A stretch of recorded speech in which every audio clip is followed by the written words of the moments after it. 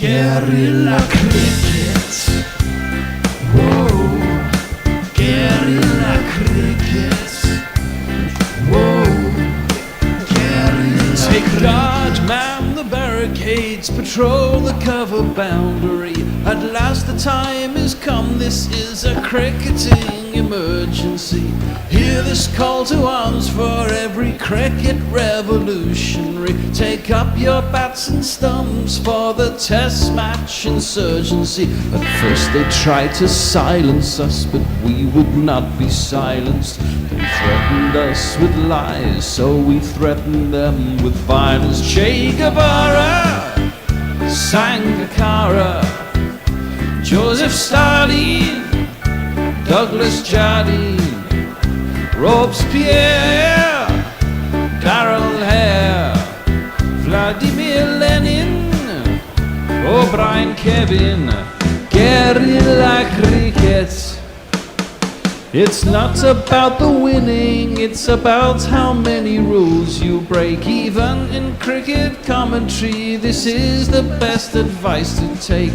Pick guerrilla cricket, it's the finest choice you'll ever make. There's so much more to cricket than rev counters and a slice of cake. At first they tried to sanitize us and clean up our act, but people like it filthy, and we know that for a fact. Fidel Castro, Lenny Pascoe, Carlos the Jackal, Umar Akmal, Mahatma Gandhi, Grant and Andy, Brendan Behan, Austin Ian. Guerrilla cricket. Stick with us, cause you know we're not the kind of thing that you see on the TV and the radio. So vive la revolution. First they tried to buy us, but we would not be bought. Okay, we were, but then we ran away, and we will not be caught. We would not give up the ghost when they left us all for dead. They decapitated us, but we just grew another head. Chairman Mao, Jamie Howe, Ho Chi Minh, Asif Din, Václav Havel, Graham Saville, No Surrender, Percy Fender, Che Guevara, Sangakkara, Joseph Stalin, Douglas Jardine, Robespierre, Darrell Hare, Vladimir Lenin, O'Brien Kevin. Guerrilla cricket. It's the final game of a whistle-stop tour of the Caribbean for England's white ball team. England have won the toss and decided to win because they've put West Indies into bat, and as we know, 3 one-day internationals and 4 T20s so far have ended up with the team chasing, coming out triumphant. Good morning, good afternoon, good dawn, good dusk, wherever you are in the world. Welcome to Guerrilla Cricket. I'm Guerrilla Hendo, Nigel Henderson, and alongside me is my humble and loyal, ever so humble chauffeur, sir. Tony Bishop. He's been wetting his grandchild's head and wetting nine and probably wetting all sorts of places with lots of beer going down his throttle. But he's back. I am back. He's Here back, I am. and he's even got his own jingle now, which we'll be playing later, no doubt. Well, possibly. Yeah, You've got to make me laugh. Got to make him laugh though. And remotely out there in somewhere in North London land is none other than, get it quietly, it's Andy Ward. Hello everyone. Hello. Well, what do we think? Do you know, these games coming so thick and fast? I mean, this is the third in 4 days. I can't even remember whether you were on last night. Were you? I wasn't. No. I was at a concert last night. Ah, right. I was doing fun things. Yes. Anything good? Yeah, Within Temptation, if you like that kind of thing. Within Temptation. Within Temptation, yes. What sort of Dutch symphonic metal. Symphonic metal. Yes. Now, that's something I'm going to have to go and research because I don't know what it is. Yeah. Symphonic metal. Well, we'll look into that. Now, Tony has been very, very strong on this notion of the team chasing winning. I think the last 2 games could have gone either way, to be fair. Very, very different conditions. For England.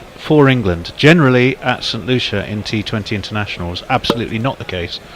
But England just prefer it, and again, so often they seem to just not seem to be able to set a total that they can defend.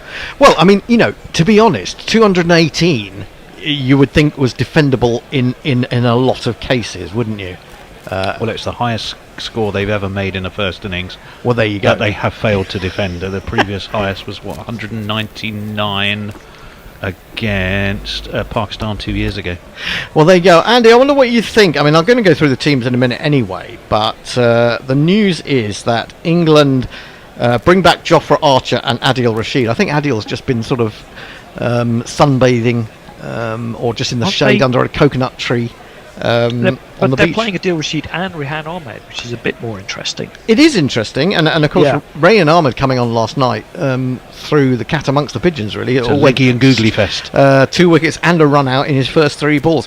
But although Archer is coming back, and although Adil is coming back, we lose Dan Mosley and we lose Saqib Mahmood, who's been absolutely brilliant, to be honest. And I don't think England would have kept themselves in the game without him yesterday. But what do we make of Jamie Overton, the non-batting, non-bowling number 8? Talk about the importance of a number 8. He does nothing at number 8. What's going on, Andy? Did he not bowl yesterday? He didn't bowl. No. I mean, okay. We had a weaker. It is a strange one. We had a weaker bowling team by far, and he still didn't get a bowl.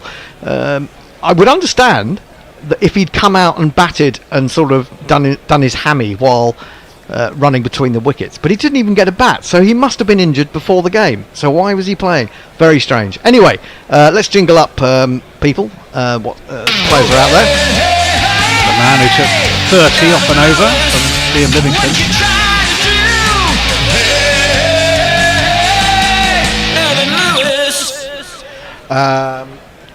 The only change for the West Indies, Nicholas Poran's been having a bit of a nightmare series, but he stays. Romario Shepherd comes back in, and poor old Obed McCoy is the scapegoat, even though the West Indies won.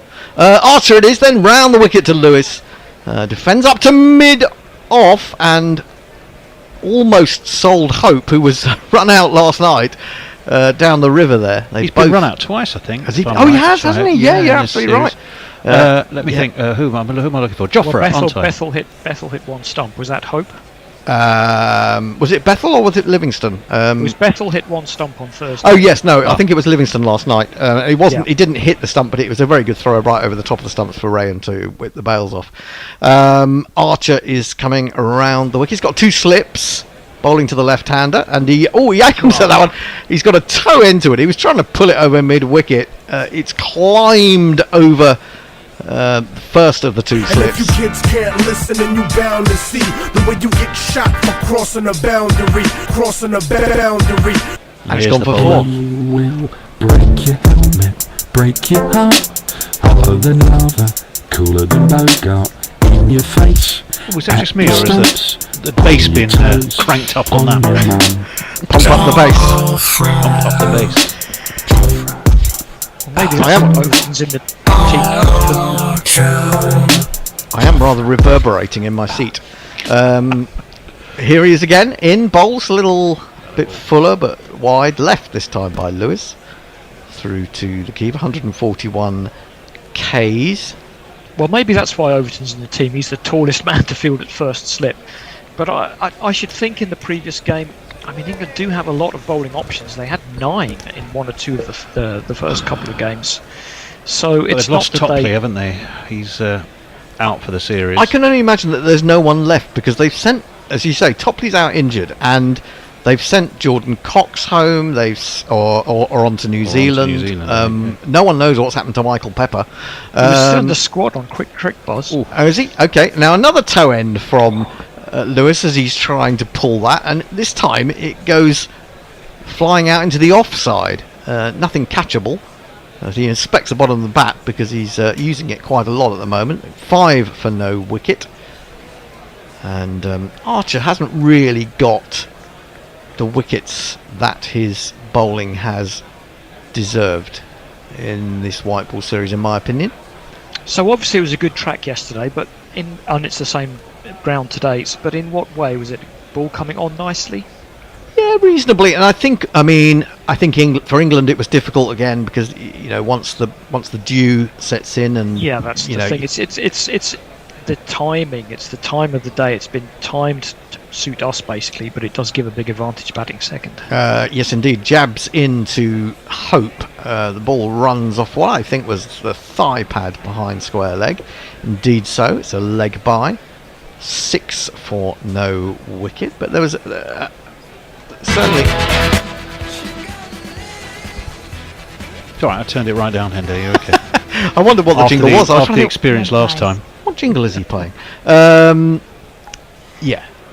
Archer just got that one to really jag back, and there was really no movement yesterday, Andy. It was there was nothing much in the air, very little off the pitch. Yeah, it was just hit through the line. Yep.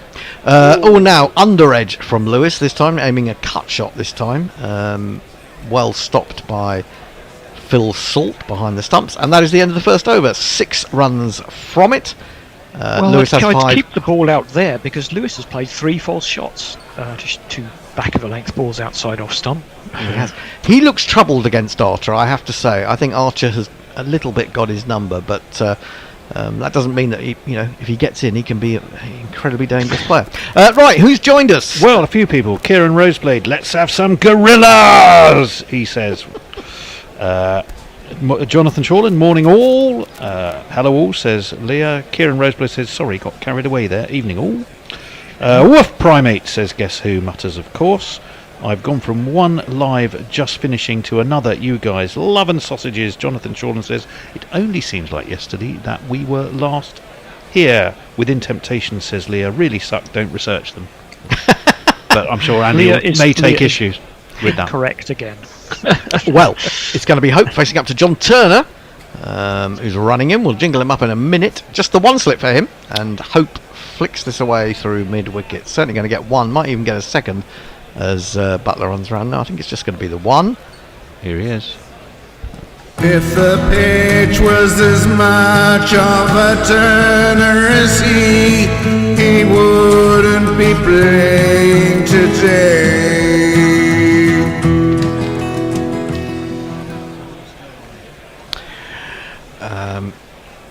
So first run for Hope, and Lewis takes guard.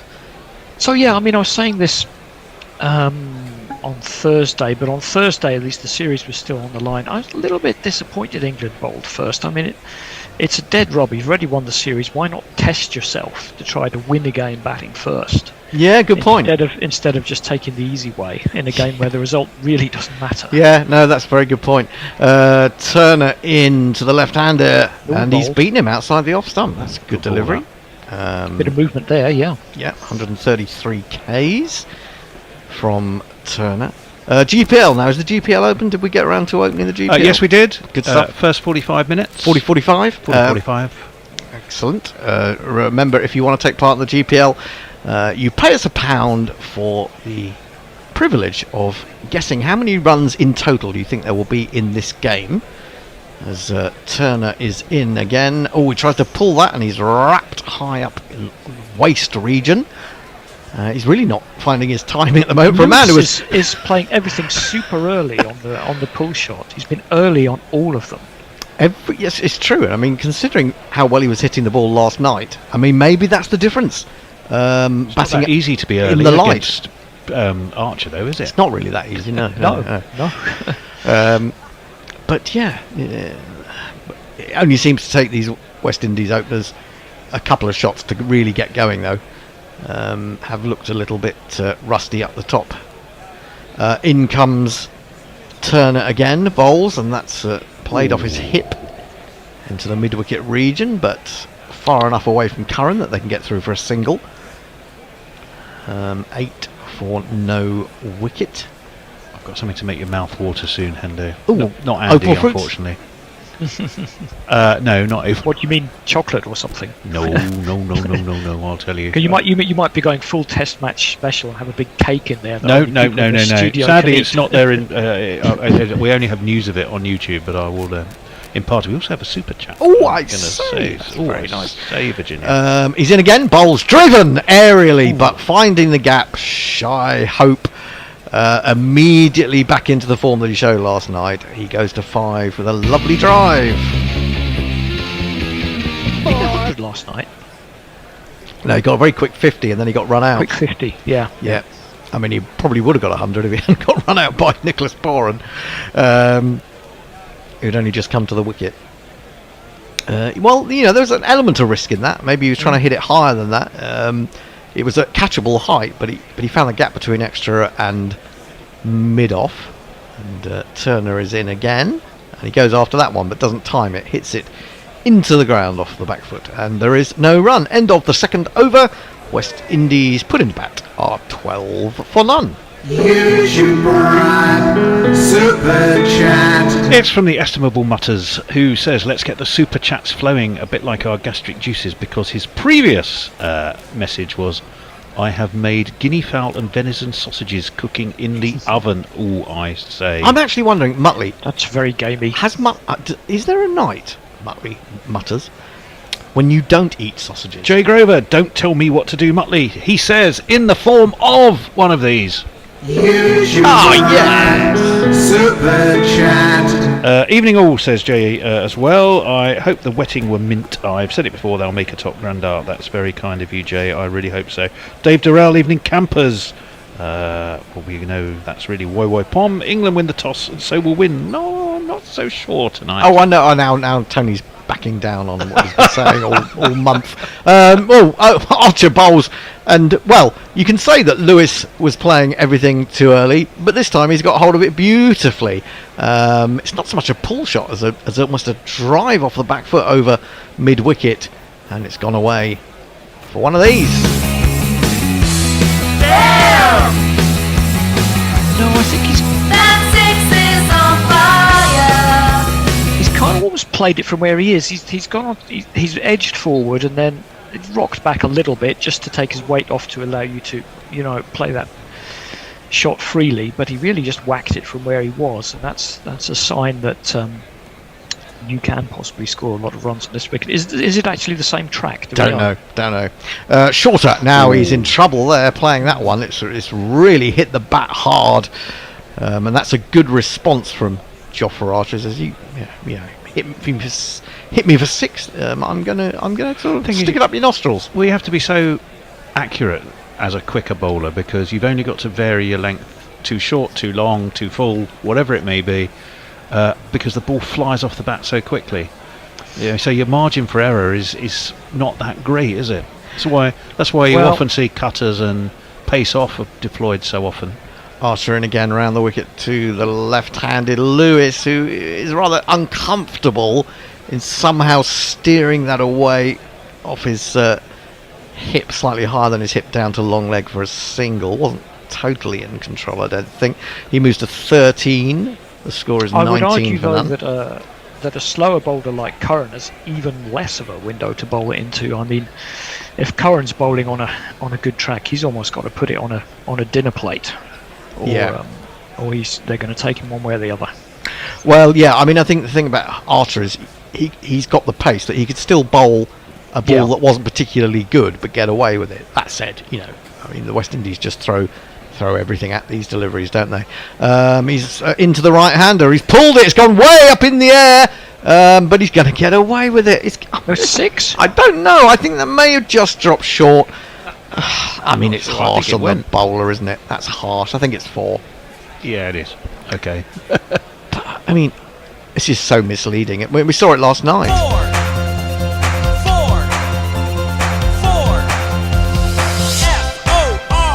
4. Boundaries are so short, and well, it's gone for 4 to be fair. Yeah, but it's only gone for 4. I do see what you're saying. It's just a question. I seem to have only been 2 men out, and obviously the man was deep square and not deep fine leg. No, but even last night, we watched and we saw the ball go up in the air, and you think, oh, that's going to be caught. It's gone a long way up, and yet somehow it still seemed to have enough to carry. Archer in again, smashed. It's a slog really by Hope up to mid-on. There is no run. 11 runs off this over. I don't think It's been better. It's been a better over than that from a bowling perspective. yes, hasn't it? I think so. That is the name of the game. And of course, you're absolutely right. With only 2 fielders out, you Swing hard and Yeah. you'll probably be okay. That's right. Especially with these bats that they have these days. 32 sixes in the last game. 32, 16 each side. Archer in again. That's a good ball. Forces him back and in defence, and all he can do is jab it down into the ground, into the offside. End of the over. He's bowled 2, gone for 16. Lewis has 13. Hope has 9. 3 overs gone. 23 for none. Well, you mentioned something on a plate there, which is apposite, I must say, because Mutters does also inform us. Oh, I forgot. The gamey sausages have plum in them too. Ooh. So what have we got? Sort of gamey plum, sort of guinea fowl venison and plum. Shouldn't we all go round to Mutley's one night for a sausage festival? I genuinely think we should. I think we should just have, sausage. Sausage fest should be an event. Mind you, I think he's down in Wales, isn't he? Are you in Cardiff? Worth the trip, though. Yeah, worth the trip. Yeah. For sausage fest. It's strong stuff. Guinea fowl and venison. Oh, I should say. Yeah. My local butcher does amazing sausages that I get for my barbecues. I'm sorry, I'm going to get overexcited. Good now. Lord, what is Because the 4th over is about... overturned exciting. He's going to be bowled by the mystery man. Yeah. He couldn't bowl last night, but he can bowl today. He's in. He bowls to Lewis, who defends a good length ball just on the line of off stump and thinks about a single, but I don't think there's really one there. Which raises another question as to why Jamie Overton couldn't bowl yesterday. It's all very strange. Are you sure it's couldn't or just didn't? They had other options. Yeah, but Jamie Overton had bowled really well on Thursday, and you felt with his slower balls that he would have been ideal for last night. He's surely got to be more successful. He could have bowled that Livingston over. Yeah, exactly. He probably wouldn't have gone for 30. Overton in, gives that one a bit of width, I'm afraid, but Lewis can't put it away. Hits it straight to cover, fielded by Will Jacks. Shall we jingle up the lad? It's just slightly dated, this one, because it goes on about his his racist racist brother, but there we go. Here he is. Jamie Overton. I shall fade it when something... Score a quick half-time. Less racist than Too late. mother's other No, I meant son. generally I shall fade it now. Jamie Overton. There we go. In he comes. Bowls smashed over mid-on, and it's a couple of bounces and 4 runs. I don't think he hit it as well as he might have done, but it was good enough when you've got players up. What he's got to do is get it over them, and that's what he's done. And he's picked up another boundary. So good stuff from him. Now, curiously, talking about jingles, I was sitting in the green room while Tony was doing some setting up, and I heard this jingle come through the machine, the hi-fi that we've got in the green room. The gramophone. The gramophone. Full, driven again, but straight at Will Jacks once more. Just on the edge of the circle. Again, no run. Now, there's a brilliant jingle about Stokey Cullen Ball, which I had no idea we had. I don't even know who recorded it. It was brilliant. But, of course, Tony has now, to get his little new Tony jingle in... He's got rid of it. He's pushed it away into the depths. Priorities. But it'll go back for the New Zealand series. Rest assured. Got to. Overton bowls pulled. Is there a man out there? There is, but he's too square. Oh, in fact, there's 2 men out there. Brilliant piece of fielding by the deep mid wicket, who then parried it to the man running around from the square leg. So it was a Curran and Bethel. It's a blonde effort. fest. It was. It was a left-handed blonde fest. That kept that from going for 4, and did they really only get 1 run for that? No, they must have got 2. Probably expected it was going for 4. I wouldn't be surprised. A little bit careless. But hang on, no. I mean, it looks like Lewis is back. He's back at the striker's end, though. Surely, unless they didn't run at all. That'd be funny. Just seemed to stop a little bit for Curran, didn't it? After it bounced, it bounced up a little bit. Sat up a wee bit, which helped him. But nonetheless, it was a terrific pair of fielding. No, he only got 1 for it. Yeah. Should have been 4. They've saved 3 there. Brilliant. I'm Brilliant with Andy. work. I'm sure they just thought that's gone, and then Yeah, whoops, yeah. oh, it hasn't. He's in again, follows Hope, who then has to craft a defensive shot into the offside from well outside the leg stump. And there is no run. Pretty good over from Overton, 28 for none from 4. Dara's easy. Hi all. Leah says, I much prefer Semblant to Within Temptation. Dara's easy, says Jay Grover. Hooray. Bum. The Stokey Pumble thing, says Lisa. Is it a spoken word one? No, it was like quite sort of hard rocky sort Yeah, of it was sound good. to It it. was good. Dave Durrell, aka Woy, wants to know what injury is Overton meant to be carrying. He'll pick any one, but probably a back. Let me see. Norman Tebbit has some excellent recipes, apparently, says Jay Grover.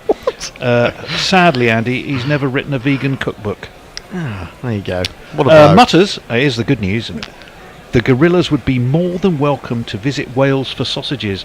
Road trip to Wales. Yes. Well, is there a test match at For Sausage in Fest. Glamorgan? In comes Turner, and he's nearly going to get a wicket there because Lewis has pulled it. It's gone right up in the air. Livingston has run round from mid-on, can't quite get there, falls safely, and Lewis gets away with it. Really did get away with it. He did, No that was- control, and it was only. And he's. It's gone perfect distance, 30 yards edge of the circle, and there just wasn't anyone there. That man was back. Very fortunate. Yeah, horrible shot really. Was hit high up on the bat. He just wants to pull everything, doesn't he, Lewis, it appears. England have been, I think you've got to say, unlucky with the bowling.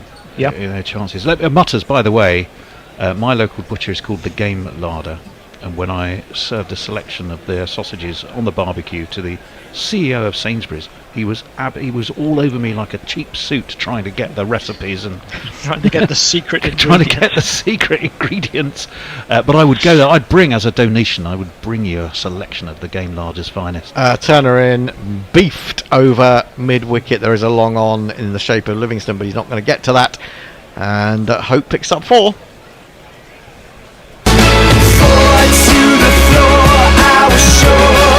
I think someone's upped the volume. Oh, the volume has been It's for the gone last into 2 days. overdrive. It's been really noisy. I was trying to explain this to the bear last night, but I've turned it down a wee bit. he didn't seem to.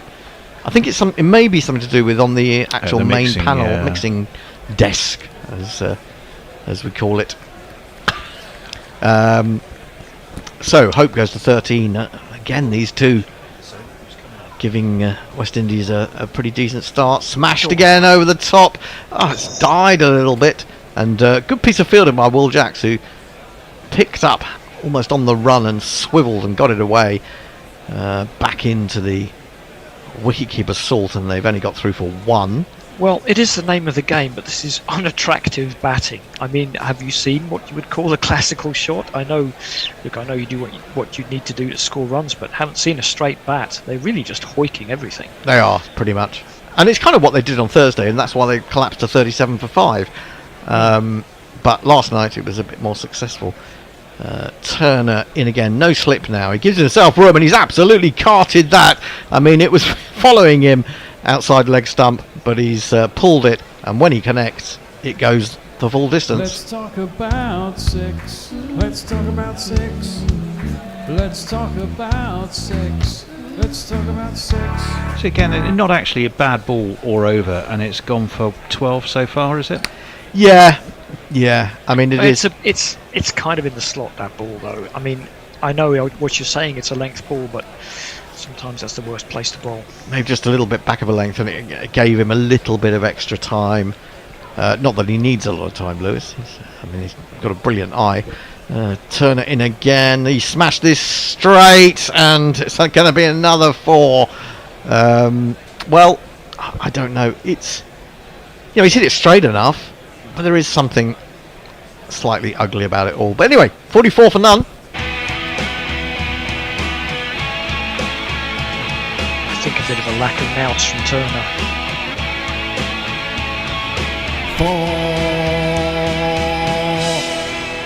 You've got to do something different from that. Yeah, he doesn't seem to have. I know it's not the greatest shot, but he has really just put it into a hittable slot. He doesn't seem to have much of a change of pace, Turner. Hasn't Yeah. developed that yet.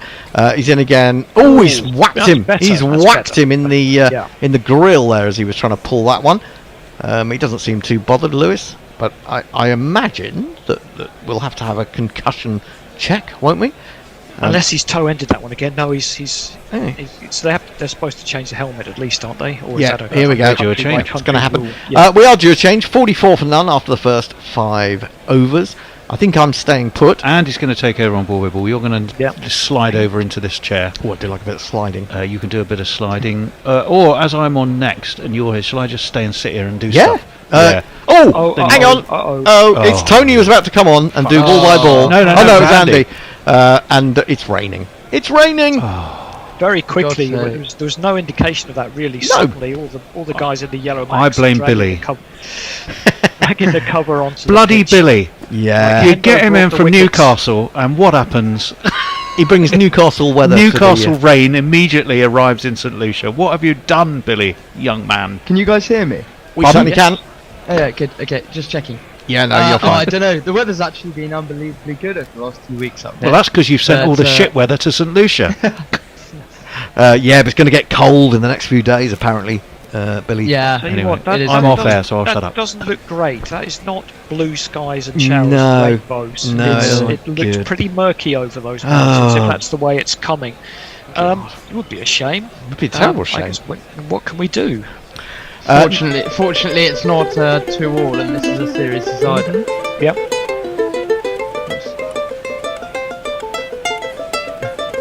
If the rain comes, they stop playing bloody cricket. They do indeed. Lewis is on 29 from 20, Hope 14 from 10. Sorry, Andy, you should be taking over, really, as it's your ball by ball. Taking over what? Well, exactly. I mean, we'll just have to. I suppose we'll just have a rack. Do you think you can go deep into the bowels of the jingle machine and find that magnificent jingle that I was talking about earlier, and see if we can identify who? Does it relate to a player or what? No, kind of it jingle relates. It relates to my rebranding of Bazball. I tried to get it going last year, calling it Stokey Cullen Ball. I mean, it just rolls off the tongue. I don't know why anybody wasn't well, saying it. if you hear this jingle, you will say exactly that. If Tony can locate it. Yeah, well, there's quite a lot of covers and tarpaulins coming on. It's coming down It pretty looks to heavy. be I think. raining really hard. Yeah. It's a kind of slanty rain, isn't it? So I guess there's wind. Well, if there's wind, I suppose there's hope, because blow it over, might yeah. blow over. But yeah, not entirely encouraging. I mean, we were talking yesterday. I think I was talking to Tony earlier about, or it might have been Nick last night, that with this talk about teams batting second winning because of the conditions and bowlers struggling to hold the ball because it gets wet. Why, if they're playing 2 games on a Saturday and Sunday, they don't play them during the day rather than as day-night matches. But I understand it's to do with broadcast rights and how much they will pay for it and what time they want I it. see your point. I mean, That's it wouldn't be the end of the world to have it on at 4 o'clock our time if that made for I wouldn't have better thought so. and a fairer game. Yeah. But But it's you'd think there'd almost be better broadcast. Sky would rather that. It's TNT. Than It's going TNT, on, yeah. than going on to midnight. Yeah. Yeah, it's weird, isn't it? Talking about, someone was asking yesterday, I think on YouTube, what channel the New Zealand series was going to be on. It's TNT. Yeah, it is TNT. I just saw that last night. So. Which is very disappointing for me, considering I don't have it. Oh yes, But, that's right. You were saying, weren't you? Yeah. You have to accept me into the Zoom, and I'll. Oh well, we'll be doing that. Oh yeah. That's all fine. That's no problem. I mean, you can sit and watch it on Zoom if you want to. I know. all that. And you get better commentary. I have found it for you. You found it. Let's play the Stokey Cullen jingle. Well, Here we go. the name in the jingle card gives away its Is it Mog? its creator, but here it is for you. Let's go for it. The world is gripped by Stokey Cullen Ball. Oh, It's just captured right the one. imagination Yeah, of every that's nation one. because the implementation is a sensation. Redefining the narration of this generation because the predation on bowlers is like castration. The installation by Baz of this installation is a total celebration of the aspiration. Stokey Cullen Ball, not just hype. Stokey Cullen Ball, not just hype. So in summation, this shiz is real, yo. How good is that? Well, only Mog could get the word castration into I it. know, I like that. I mean, yeah, I mean, It's that good? fantastic lyrically. I'm not sure the music's necessarily quite my style. well, no, it's not my style, but Unless I've had multiple Jaeger bombs. The thing with Mog is there was a conversation we were having on WhatsApp, in our group, and he was I think he was talking about all the sixes, and he talked about the ball had been hit away into a copse, and I honestly, the first time I read it as hit away into a corpse. well, that'd be fun. just because I saw it was from Mog. Well, Very harsh on poor I've Mog. told you this before. I mean, this could have happened. Someone died in front of me at a game when I was very young. Oh God! At a test match. Oh my God! I know, and it was quite frightening. I was probably only about 10. Oh, it would have been. Yeah. Yeah. I'm amazed it didn't put you off. Well, no, I've told the story before, but I used to be taken to the. I haven't heard it. Oh, have you not? You must have No. done. I used to be taken when I was younger. My granddad, my mum's dad, would take me to cricket generally, and he liked a beer, but he would never drink in front of me, as didn't want to create a bad impression. So, sort of about just after lunch, he would It's a nip waste away. of effort, wasn't it? I was going to say, how'd that work out?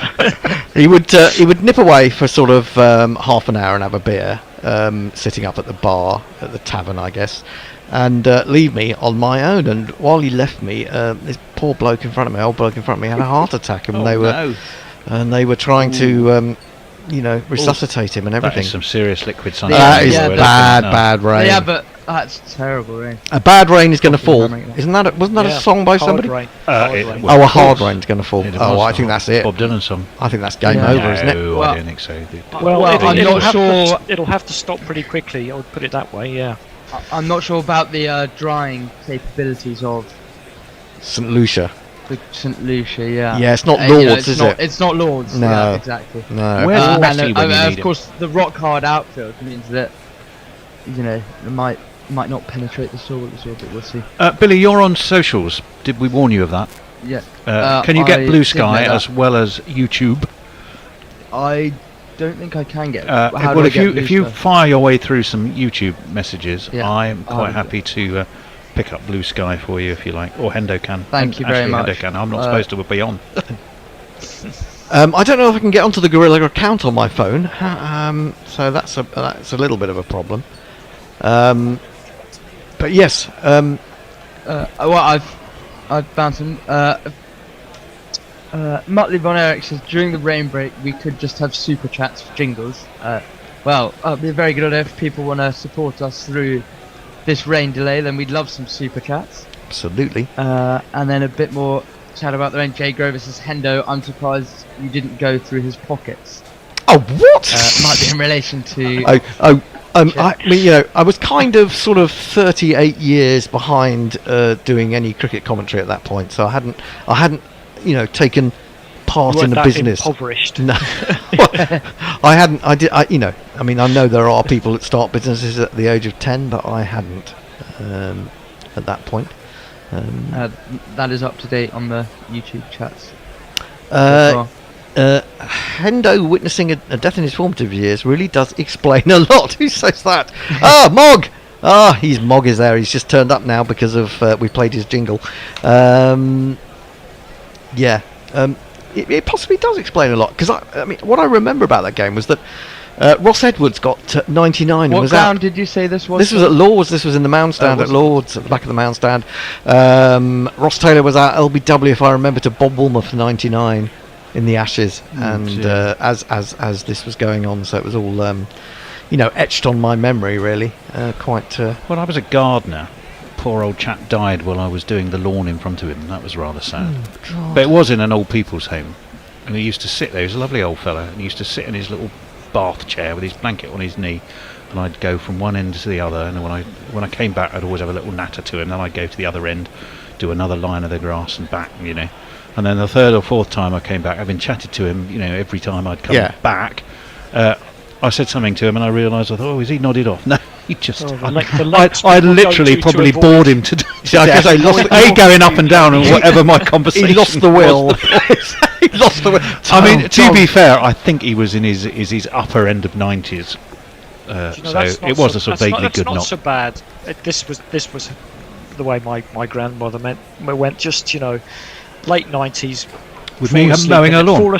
Fall asleep in a chair. I don't know if anyone was mowing a lawn, but yeah, Yeah, that's got to be the best way, hasn't it? You've got a choice. Yeah. I mean, it's all a bit morbid, isn't it? I mean, we could be. But what amazes me about that story with Tony is that we now know that Tony was a gardener. When were you a gardener, Tony? I was a sort of school/college holiday job. We used to the best job ever, I'll tell you, because we used to do hospital gardens. Hence, this was Harrow Hospital, which was up Harrow Hill, and it's like an old people's hospital. But we used to do Mount Vernon, Northwick Park. We used to do huge hospital contracts. A fabulous one for being fit as a flea, right? And two, I mean, obviously you meet some interesting young people in hospitals, don't you? when one is a gardener and fairly young and fit, and at the time and unattached. Tony, were your parents constantly pestering you to get a job like mine did? Yeah, they did. Of course. But it was great. It was fabulous cash, great company. It was probably one of the best jobs I've ever had, being a gardener. I mean, you know how it is with jobs. Actually, some of the jobs that you think don't have a lot of status, and you don't think you're necessarily getting on, are actually the best, aren't they?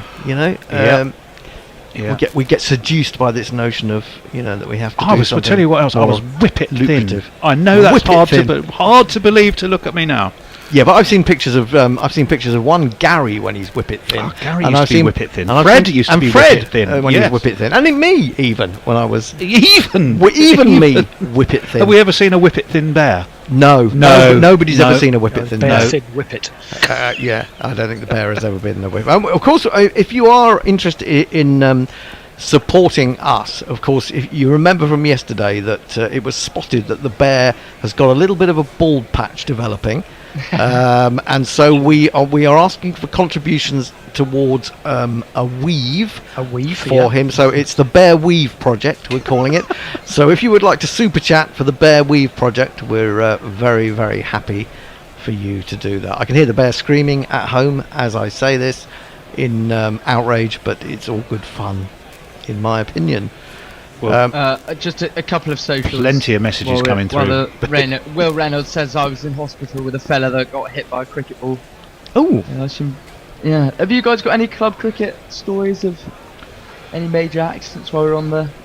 Subject? Absolutely. I've seen plenty of dislocated thumbs and broken thumbs with a bone sticking out and all of that. Ooh. That kind of stuff. Which is all pretty unpleasant. I was knocked unconscious. Pretty much by a throw as I was running between the wickets. I was running back for a second run. I wasn't really looking. This was at Bromley, I think, and it was a hard throw. It bounced. At least it bounced first, but it fizzed straight into my forehead. And as I was sort of running and I felt my legs go, I just thought, I've just got to stay awake. I've got to stay awake. And boom. And did they take the bails off? They didn't, but they did say I had to go off and go to hospital, obviously, and they did say to me. I had actually edged one earlier and not walked, and they were. Well, you deserved it. Yeah, they did. Their mind. They said it in a very friendly fashion, but they said, along the lines of, maybe if you had gone when you should have done, you wouldn't have been poleaxed. Maybe they were aiming for me. Played a game at Edmonton once, and it was only a medium pacer, and the guy went down to sweep, and he got a top edge into his mouth. Ooh. And the blood was everywhere, and we were 5 minutes on the wicket looking for two of his teeth. Oh, that's nasty. They weren't there because they'd been pushed back into his mouth, and he never played again. Oh God! It's quite nasty. And I started taking to wearing a helmet after that. The only time I wore a helmet, I did get hit on the head. That's what they say will happen. That's why Viv Richards said he didn't wear a helmet. He said it makes you more likely to be hit. But also it's something that maybe you've got to get used to. As I say, I was playing against a county bowler actually, but and he pitched one in, and I sort of just turned away from it, and it hit me on the side of the helmet. But yeah, I have to say, as a bowler, I know. Well, I'm not express pace by any means, but my younger brother's quite quick and tall, and I say to him, we play some club cricket in Hampshire, and some of the older people who come out and bat in caps and helmets, I'm kind of like, I mean, I'm really not a fan of it, to be honest, because I just think, what if one suddenly slips, or he bowls a bit of an accidental bouncer, or something like that happens, and almost I think you almost as the bowler feel like you're then not allowed to bowl a bouncer, really. So I don't know, I'm really not a fan of people not wearing a helmet, to be honest. No, not now. You know, we were saying the other day, Hendo, who is the fastest gorilla cricket bowler? We couldn't think of anyone who bowled more than Dibbly Dobbly. Well, we've got Billy now. Billy, you're the fastest gorilla cricket bowler, I'm sure. Louis pretty sharp. Louis not bad. But he's not really ever been on air. Has he? No, he's not been on air, no. No, he's not been on air. He's always a ringer for gorilla games, but that's never ventured on. It normally takes most of our wickets and scores most of our runs. Is there a gorilla side? Is there a gorilla? There has been. Unbeaten against the Guardian, aren't we? Has been being the word. Well, it's supposed to be the Guardian, but let's get that going again. Well, I mean, it was supposed to be the Guardian, but unfortunately, most of the Guardian don't turn up, and it ends up being, I don't know who they are really in the end. Yeah, we played a couple of games. I mean, actually, we played a couple of games as Test Match Sofa back in 2010, 2011 against Lord's Taverners. And I think Angus Fraser was captaining them. And they had, who else did they have in their team? They had Mike Wedderburn of Sky Sports, and they had Atif Nawaz, and that's how he got involved initially. Yeah, and he was a spinner, if I recall. Yeah, I think he. I can give you a few messages on Blue Sky. Go for it. Katie says, is that our Katie? Is that Katie Is Scott? That Katie? I can't see, but Katie says it must have been pretty distressing for child Hendo. But all of us have to go, and watching the cricket at Lord's, hopefully at an advanced age, has got to be the best way. Oh yeah, to go watching. Yeah, well, but I mean, it would be better if you just sort of nodded off and died peacefully. But this guy didn't really die peacefully, I have to say.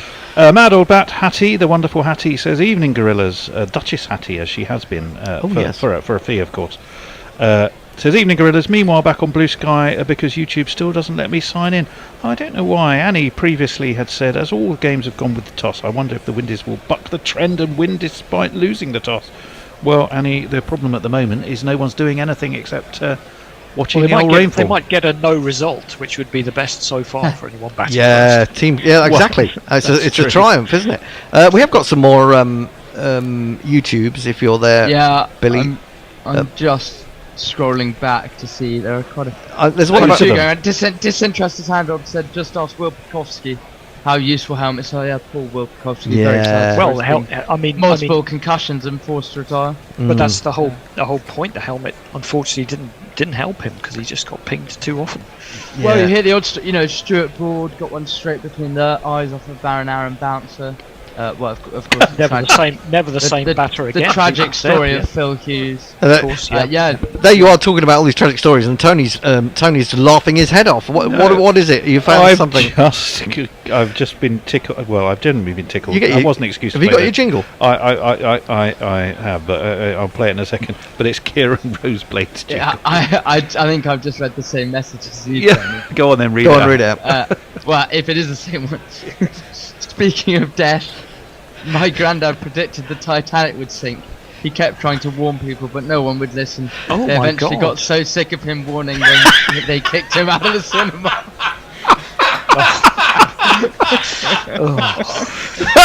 Fell for that one. Very, very good. There you go.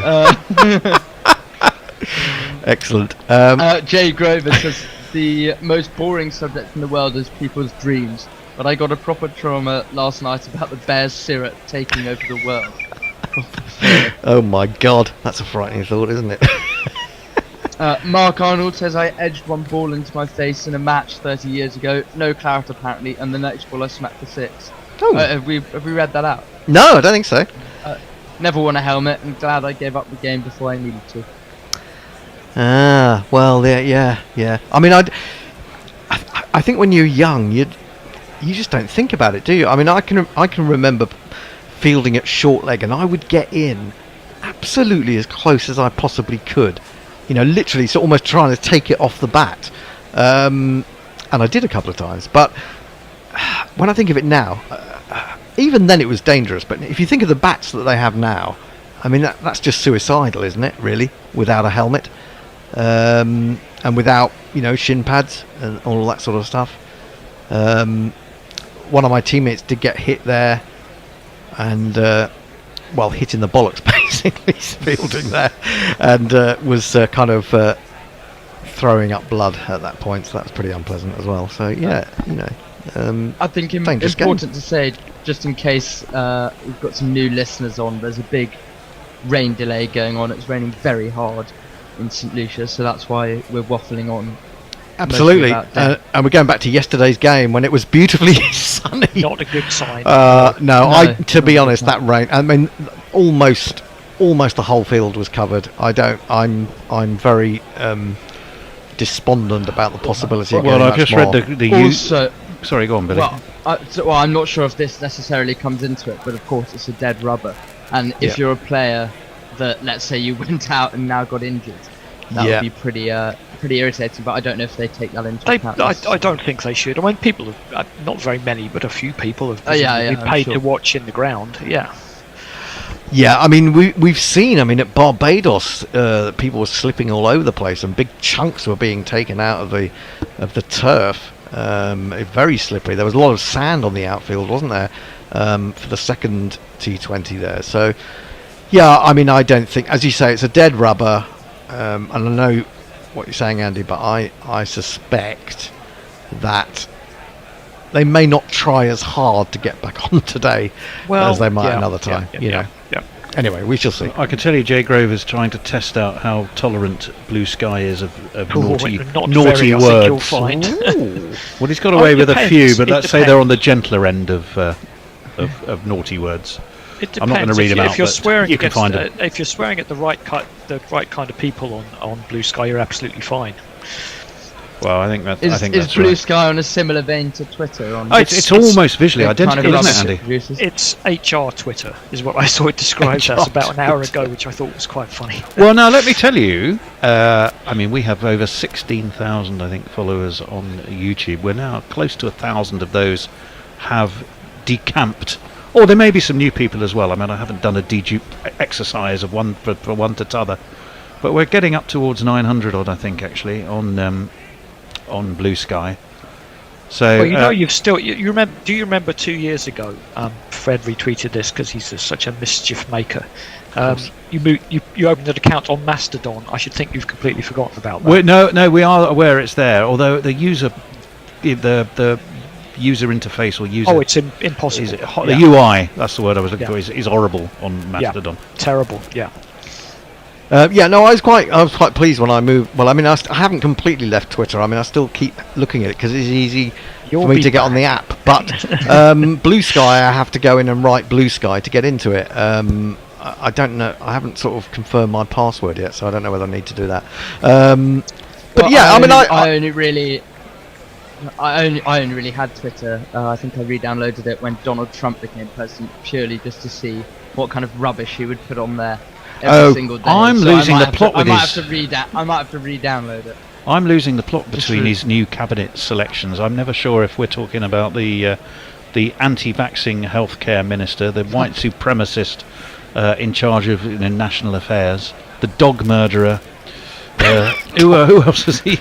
Who else has he wheeled in? There's some certainly weird ones. Crazy intelligence. Obviously a bunch of climate change deniers as well. Oh yeah, well I mean, haven't they got a former big oil executive taking up residence? It's all a bit crazy. But it's all got to be confirmed, hasn't it? And one or two of them may not make the cut. Even the Republicans. Even though he owns everybody who would make the decisions. What do we want to do? Do we want to keep chatting away? We could ask Will to come and join us. You can keep nattering, Hendo. Depends how avuncular you're feeling. Or do you want to put on some highlights for a while? The rain does seem set for a bit. Yeah, let's put some highlights on, I think, and we'll keep you informed on Twitter and Blue Sky and YouTube as to when there is a resumption. Just quickly, I'm just having a look at the BBC and they've put up a weather. Is it bad? Well, it's actually not that bad. Oh. Just a few passing showers. Well, I'll just read out the little thing. The ground staff are continuing to work diligently on the outfield. There are big puddles forming on those covers which are spanning the entire pitch. It's still raining persistently and doesn't look like there'll be a restart anytime soon. But So it does look like we may lose some time, which means we'll have to juggle our resources. Well, the thing is, watch actually, out for that as well. The thing is that on Thursday, of course, we didn't actually lose any overs, even though we lost what? Well, mind you, we only lost 45 minutes, Lost didn't we? about half an hour on 40, Thursday, 45. wasn't it? Well, it started at 9:15, I think, instead of 8 o'clock, so I think it was 45 minutes, but 45 maybe. Yeah, I think it could be a bit longer today. I mean, we must have already had about 20 minutes or so, haven't we? Anyway, we're going to put some highlights or some podcasty things on for you to listen to in the meantime. Go to show. Here we go. He's ready. Billy, what was the one you and I were on? Number 84, I think. Number 84, not that you remember it. Number 84. Well, why don't we then? We're reviewing the Pakistan test. That seemed to be quite a long chat. I shall play that and wind it back to the beginning. There we go. It should be coming up very shortly. Hopefully.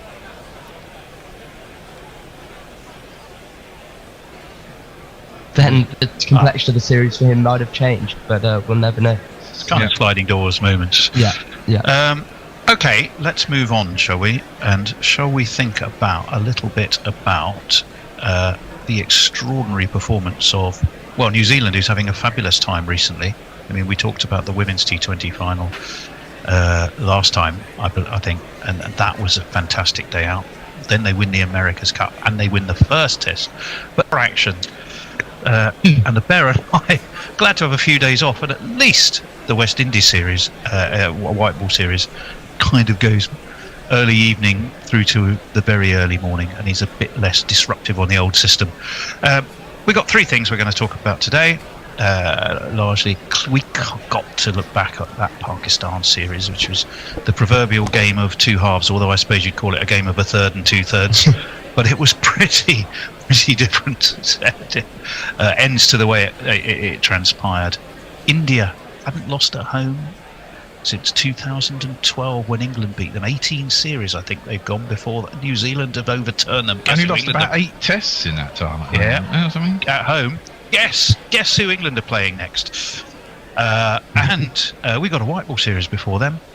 With all sorts of interesting things. We're going to see Salt and Pepper at the same table. Maybe, if Pepper plays. We shall see. Our guest, who I'm delighted to say has joined us, is the one and only Billy Stevens. Billy Whiz. Don't know, do you have a nickname, Billy? I don't or one really you can share? No, I don't necessarily. No, I don't necessarily have a nickname, to be honest. It's not really that nicknameable name. I guess maybe Billy the Kid, the odd person calls me. Billy the Kid, William Bonney. I did think of that one. Billy Whiz. Do you know who Billy Whiz was? Billy Whiz was. Heard of, but you'll have to elaborate. He was a character in the Beano. Yes. Character in the Beano comic. That was Billy Whiz. Anyway, what do you want to drink? I would love a nice Guinness, please. A nice Guinness. There you go. With a little nice shamrock. Thick Guinness. With a sort of a instead of a shamrock, we'll do you sort of a profile of Paul Sterling on the head of it. See what that looks like. I'm not sure the head's big enough to fit Paul Sterling. Well, that might be a very large pint glass. We should see more of a bucket. Bless him, old Sterling. Right.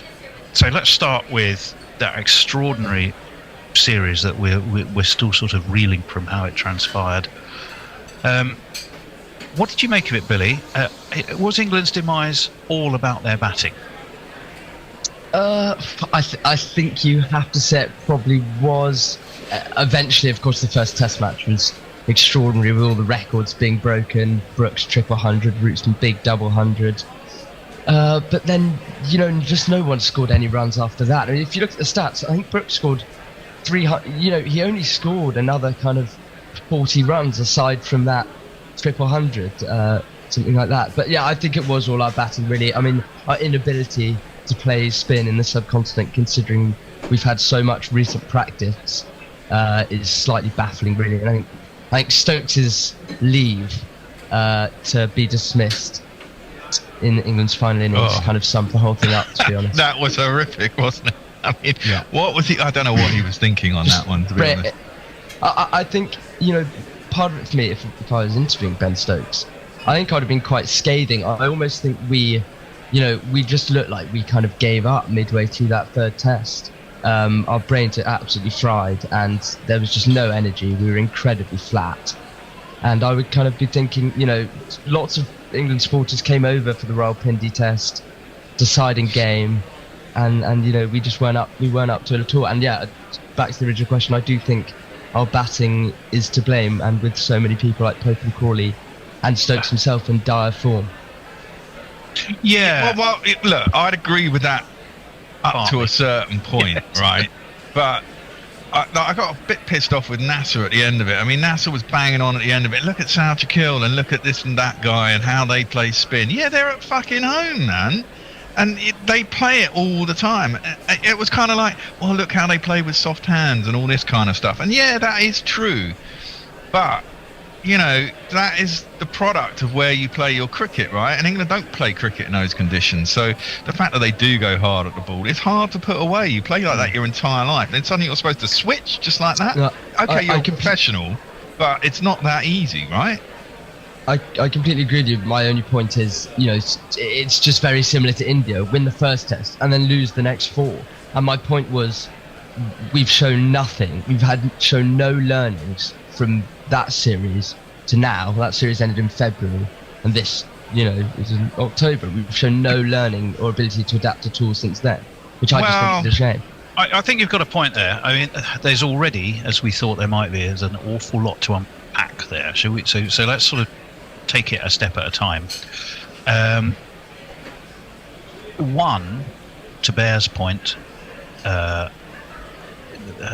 yes, they're at home, true, but England won there, by piling fast runs on, let's say, slow, low tracks that were very hard to get a result on.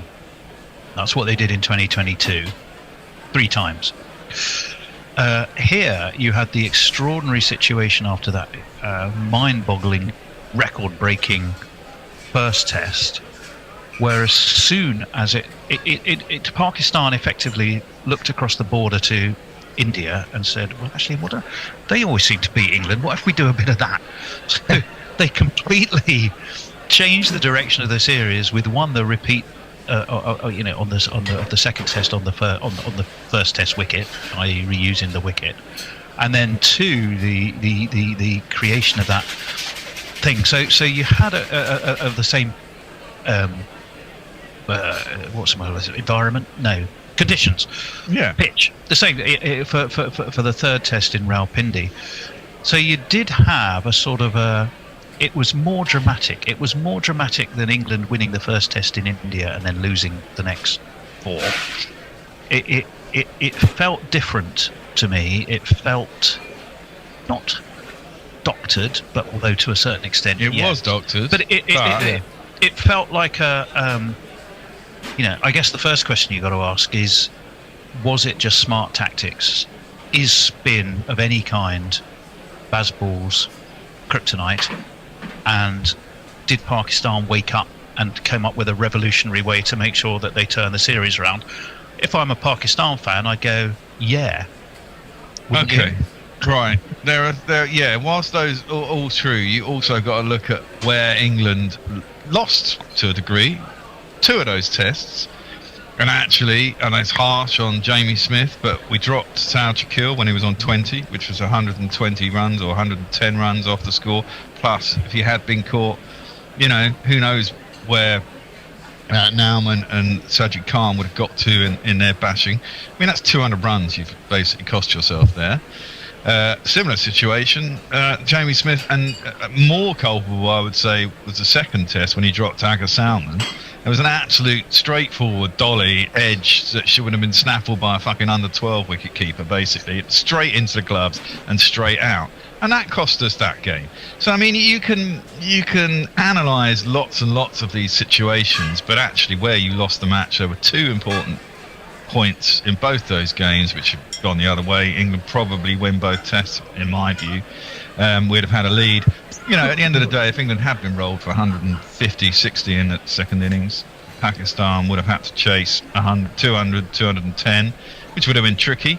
And in the second test, they'd have probably had to chase 300, in which case England certainly would have won that test. So, I mean, whilst you can overall look at it and go like, oh, well, we're shit. I mean, we threw it away at certain points ourselves.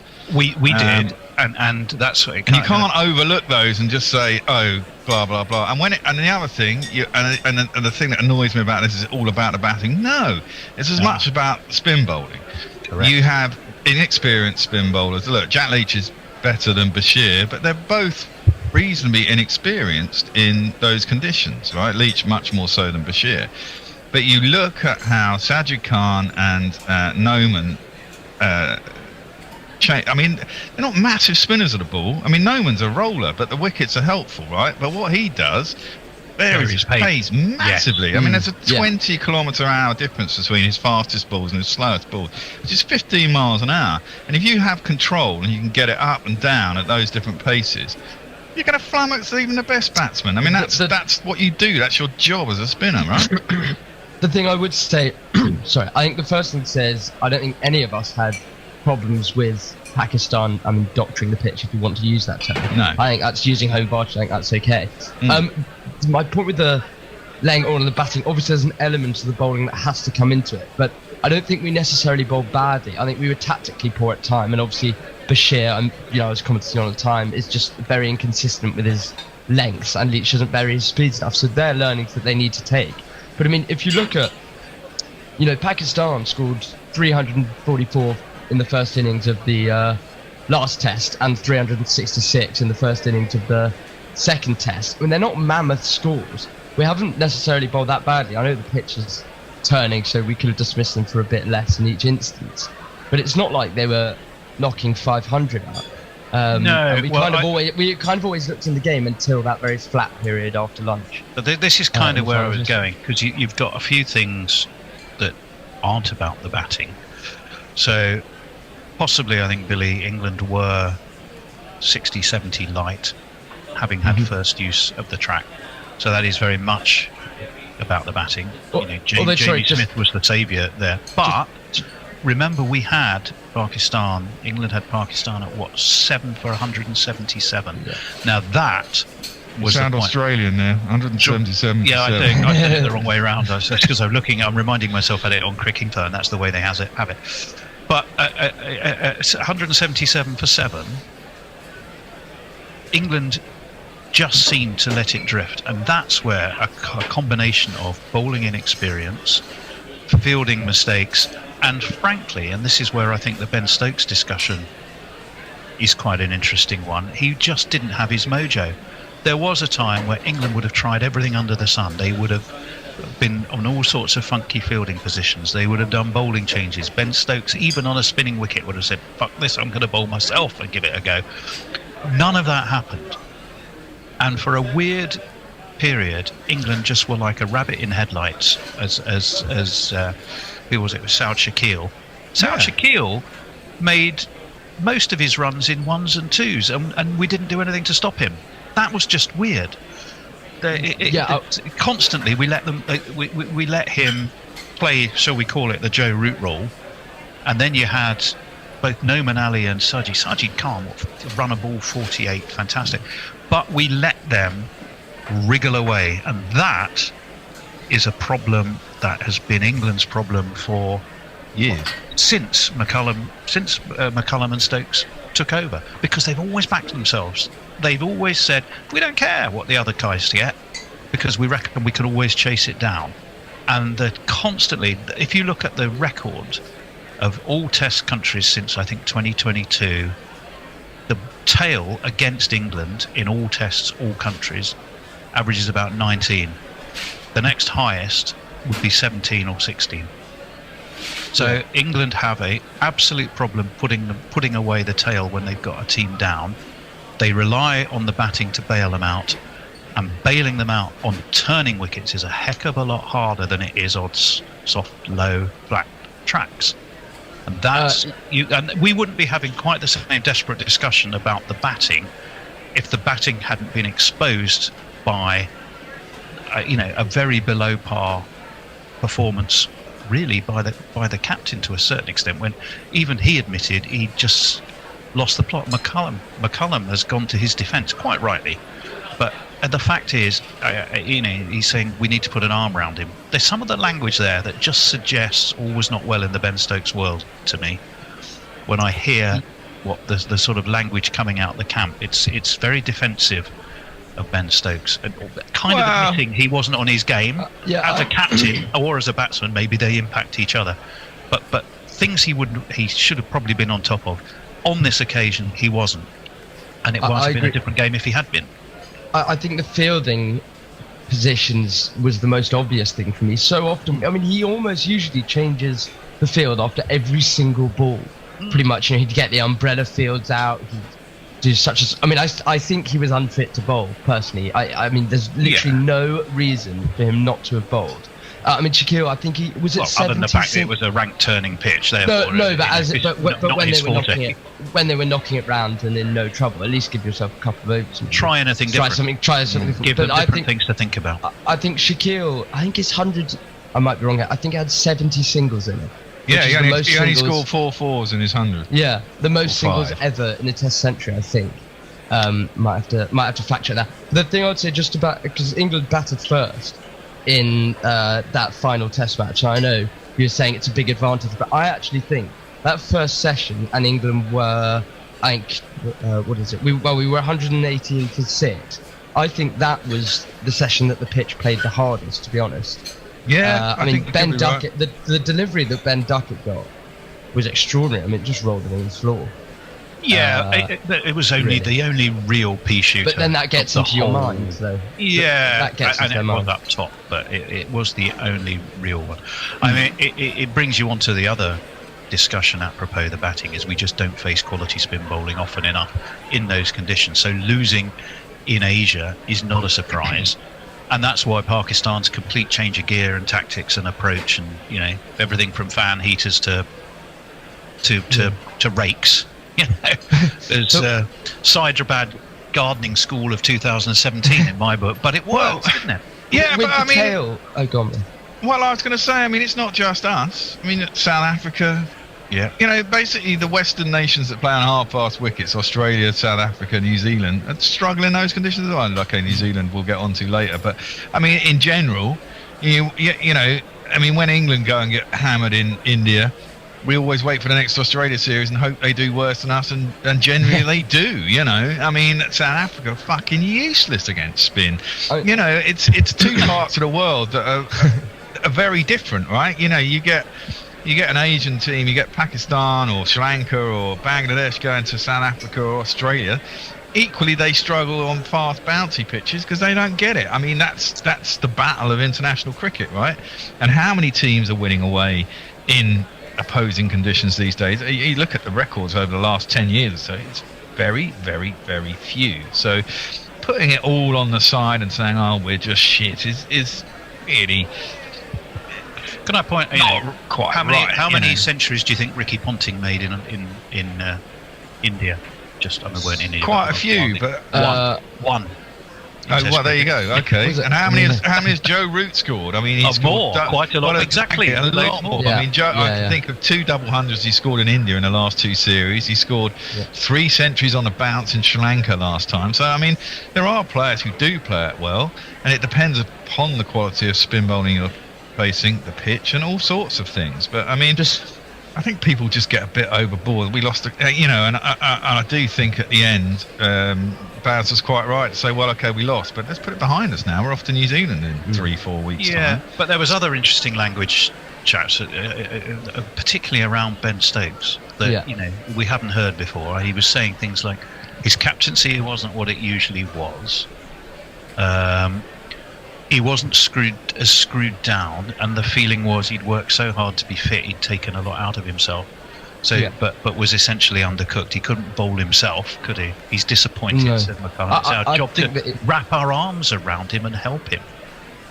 So this is a worrying. Sorry, I was just going to say, there are little signals there that he was struggling a bit. Sounds a little bit woke to me. Their way around it. Fucking sort yourself out, lad.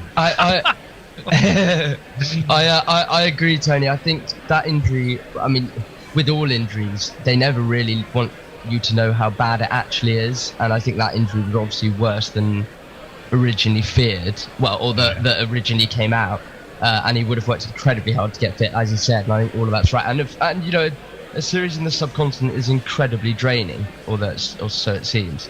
But I think you raised a few minutes ago England's dismissing the tail, which has been a problem that's plagued us throughout. It's a perennial, covered up by... What I think... So I think I asked you on their way out of trouble. Yeah, well, I think I asked you on commentary if, you know, it was still the same in the Vaughan era and before then, and you both agreed. But I don't know what the... I mean, I guess the answer is raw pace, really. Which seems to do the job, but you know, the thing with the tail is we struggle with it in every condition. We struggle with it in England and variety in your spin attack, but definitely variety. Variety in the bowling. I mean, the Bear has a really good point. You just need to toss it up above the eye line if you're a spinner. Well, you didn't really do. Which is what Noman Ali did incredibly well, but they varied their pace superbly. Jack Leach was pretty much one pace. So yes, he gets turn. Yes, he can be accurate. Yeah, he's terrific. We love Jack Leach, but he doesn't have the variety that his fellow left armer Noman Ali has. They're both sort of slow left arm, aren't they? Nothing. No, but I mean, I'll tell you what. You bring Noman Ali over here, and he'll get fucking tonked all over the park, as will Sajid Khan. I mean, they won't do anything in England. They would. I think he did, didn't he? Didn't he for Somerset, or was that Sajid Khan? One of them played at Somerset and didn't have the best of times. Well, no, exactly. I mean, this is it. It's horses for courses, and you know they're at home and they prepare pitches for themselves, and they're very they play. That's my point. They play in those conditions all the bloody time, so they know how to bowl in those conditions, and so. You can analyse some of this stuff too much, I think, and go too far with it and blame the team. And actually, what you have to say is Pakistan played bloody well, considering they got hammered in that first test. They realised what their shortcomings were. They came back and they played to their strengths on home territory, and rightly they won. How many teams do lose away from home these days? Not many. And Pakistan have struggled because they were. I mean, I mention this sometimes during a commentary, but I think. They were so happy to get Test cricket back in Pakistan after however many years playing in the UAE that they just wanted Test matches to last, right, and to get people in the grounds. But what has happened is that they made such placid pitches that the games weren't very interesting and people weren't turning up at the grounds, and consequently, maybe they aren't so great in their batting and they were losing to teams that they would expect to win against at home until they finally twigged after losing 7 in a row. Shit, we better make some pitches that suit ourselves rather than trying to just make these games last.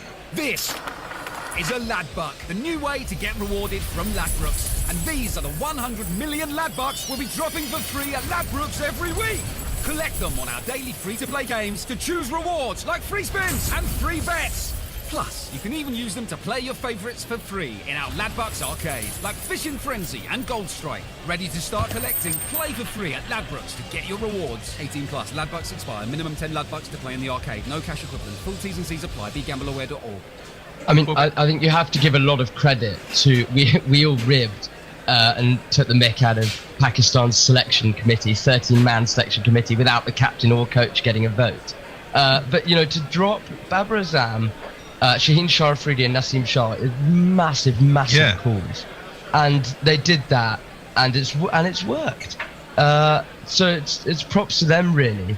And just quickly, do you guys think Babar Azam will come back in at some point? Yes, assume he will. I think he will. He's got the quality. Incidentally, I think Jason Gillespie came up with the title for himself of match day strategist. Jason Gillespie. Jason Gillespie's also just taking. I've seen earlier, maybe yesterday or this morning. He's also just taking control of all of Pakistan cricket. He's now white ball coach as well. Wow! I saw earlier today. Yeah, well, that's good for him.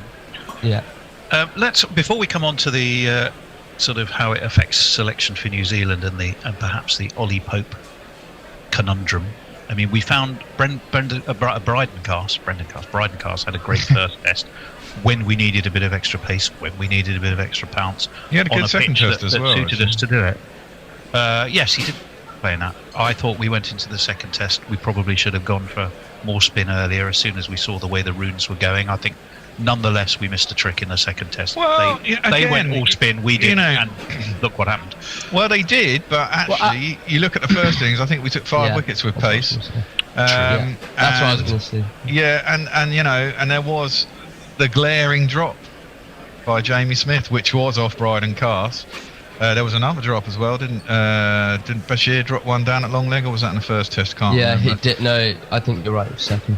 And catches win matches, as they say, and that one behind the stumps was, as much as Jamie Smith had a pretty good series, I think he's a good find and he's good for the side, and that's all well and good. But Jesus Christ, I mean, if you drop an absolute sitter that just comes straight through off the edge, you're not doing yourself any favours. Maybe some mental fatigue, I guess. I mean, not that that's possibly. too big an excuse, but No, yeah, it could well have been that. I mean, just looking at it from a Pakistan perspective for a moment, can we think of any occasion where bowlers have come into series as a duo and completely turned around I can think series? of one.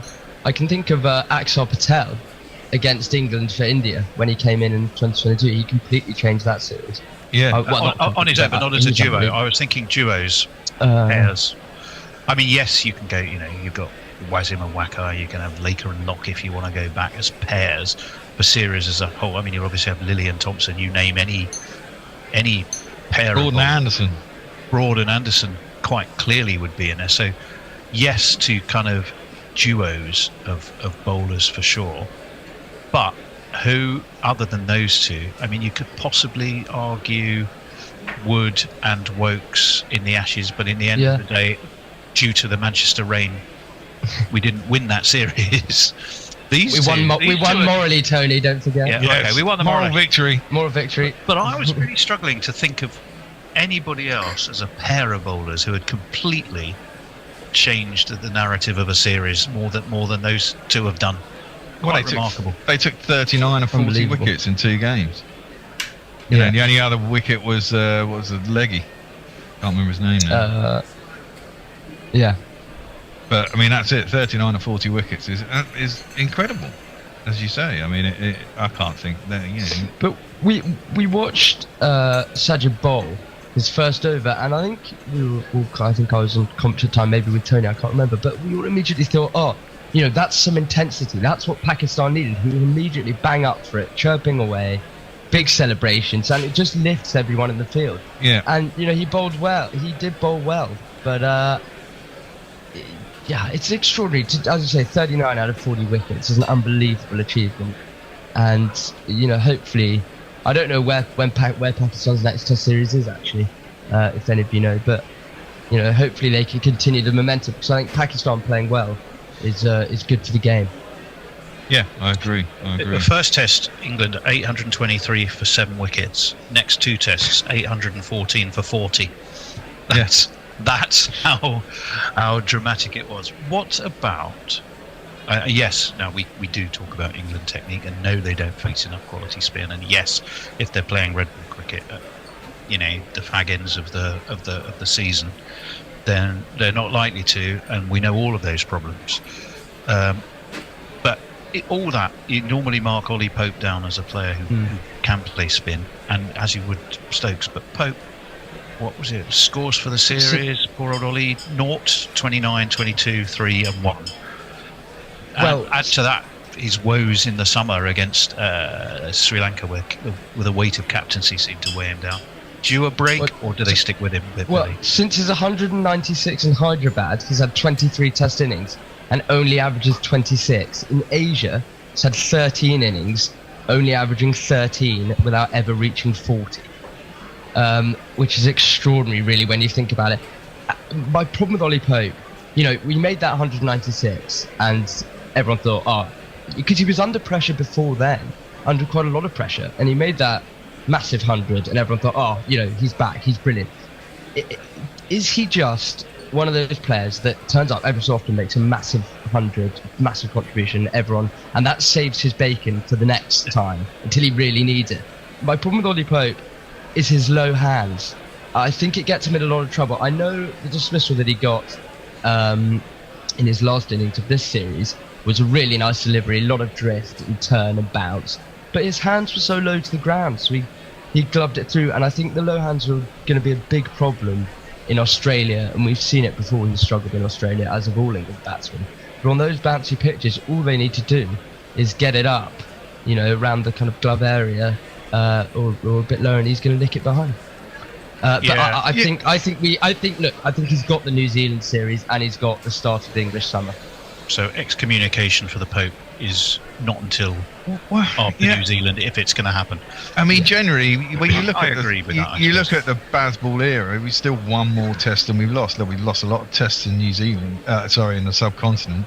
Generally won at home.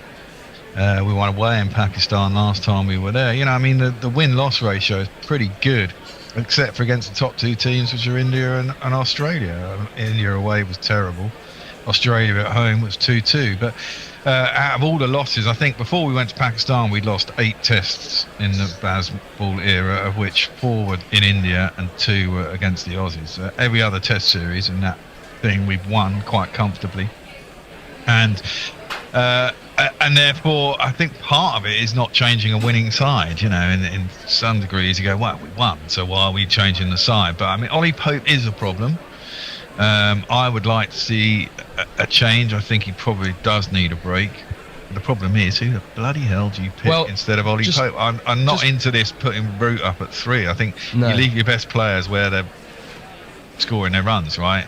They put Root up at opener at times, and he's not really done that well, but he scored 12,800 test runs or whatever, mainly at number 4. You leave the guy at number 4, you don't even think about it. Look, in Australia have done it with Piggy Smith. They put him as opener and he's not struggling.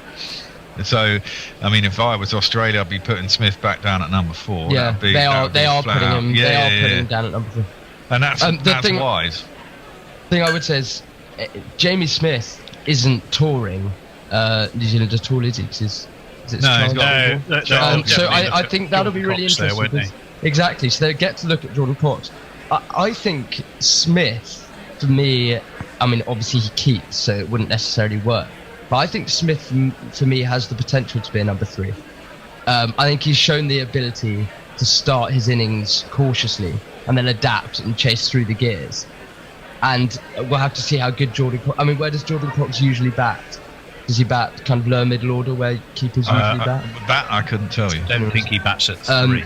No, he doesn't bat at 3. But I'm saying if we can get a different keeper, maybe I could see Smith batting at 3. I don't know what you guys think about that. Yes, I don't mind that. Yeah, that is definitely one possibility. We said your Root doesn't want it. Brook has tried it, but possibly early in his career. They might be earmarking Smith for that role. I mean, the thing that has been suggested is Ben Stokes.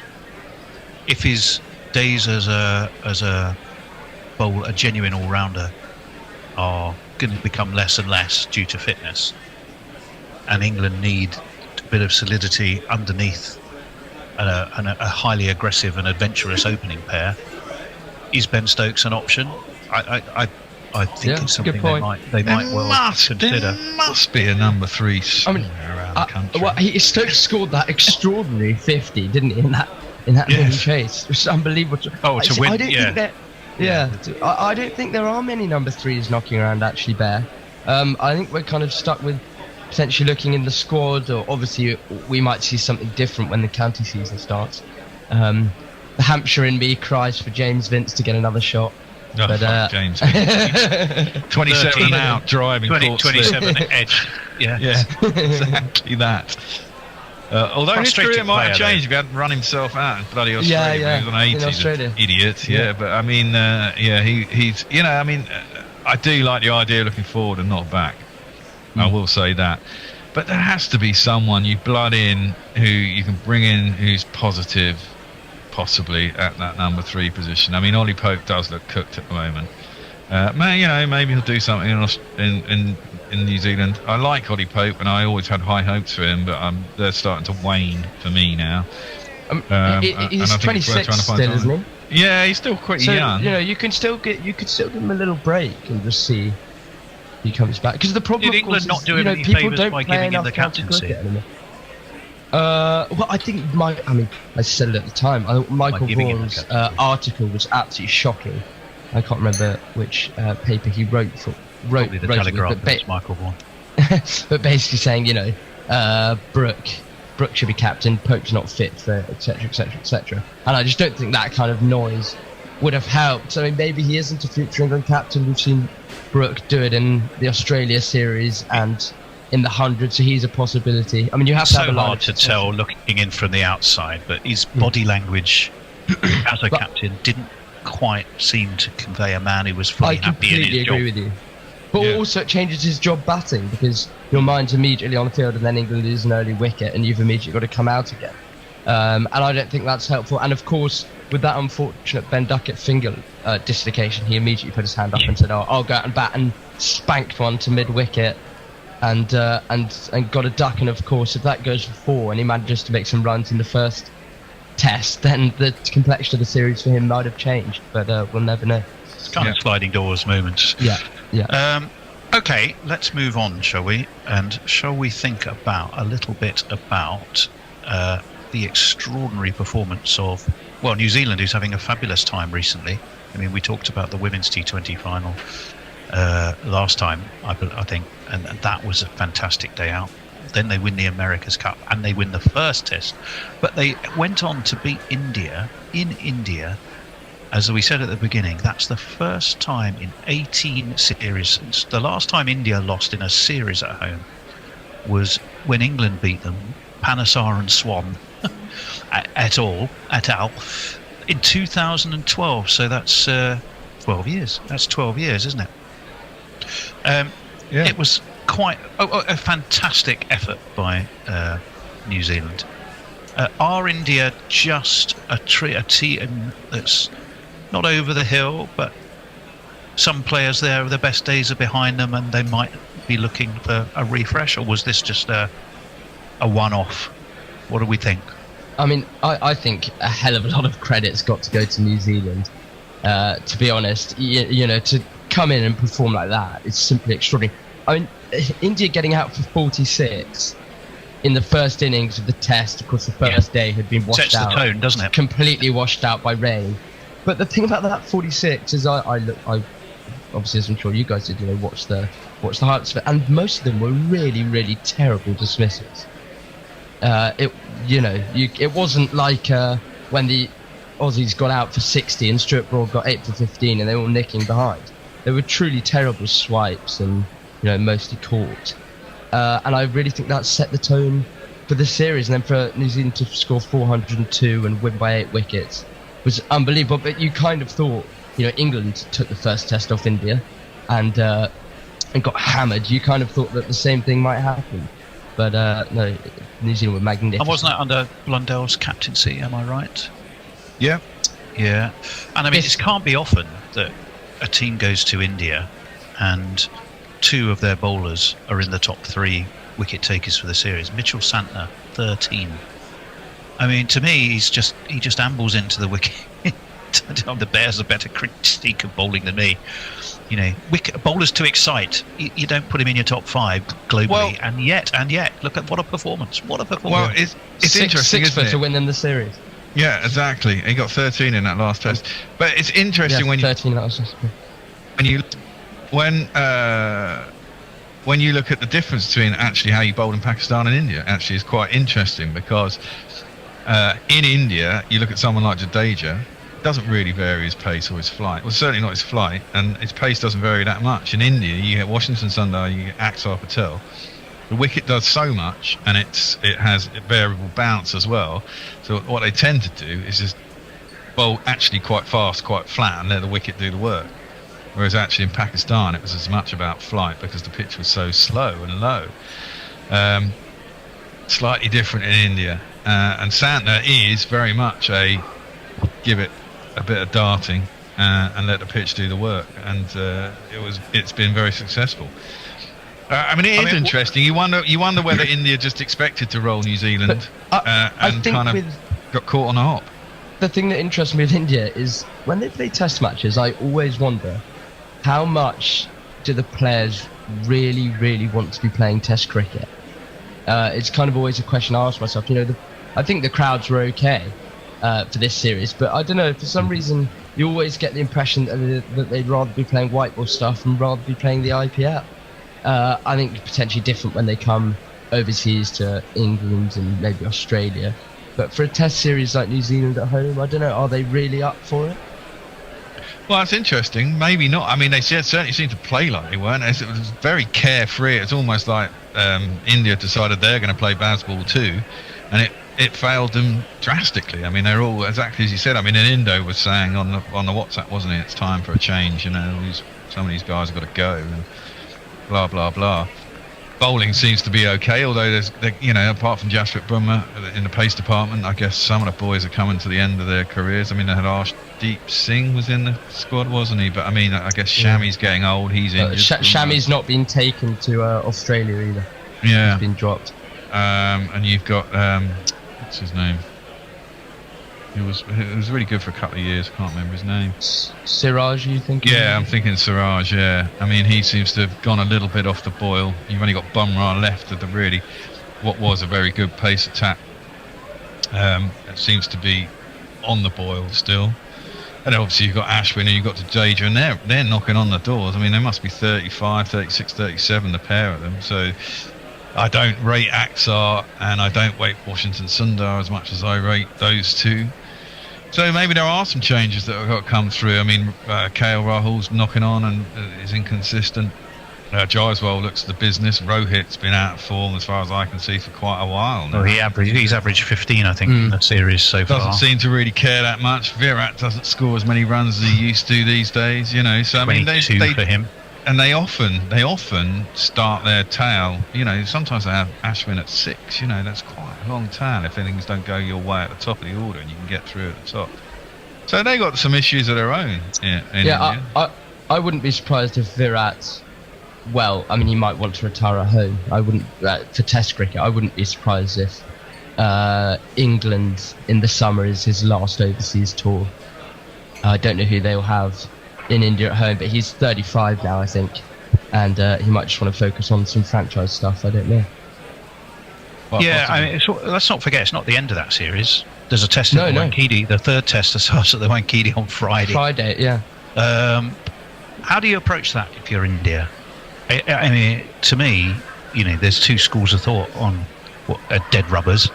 One is there's no such thing in a test series, and a test match is a test match.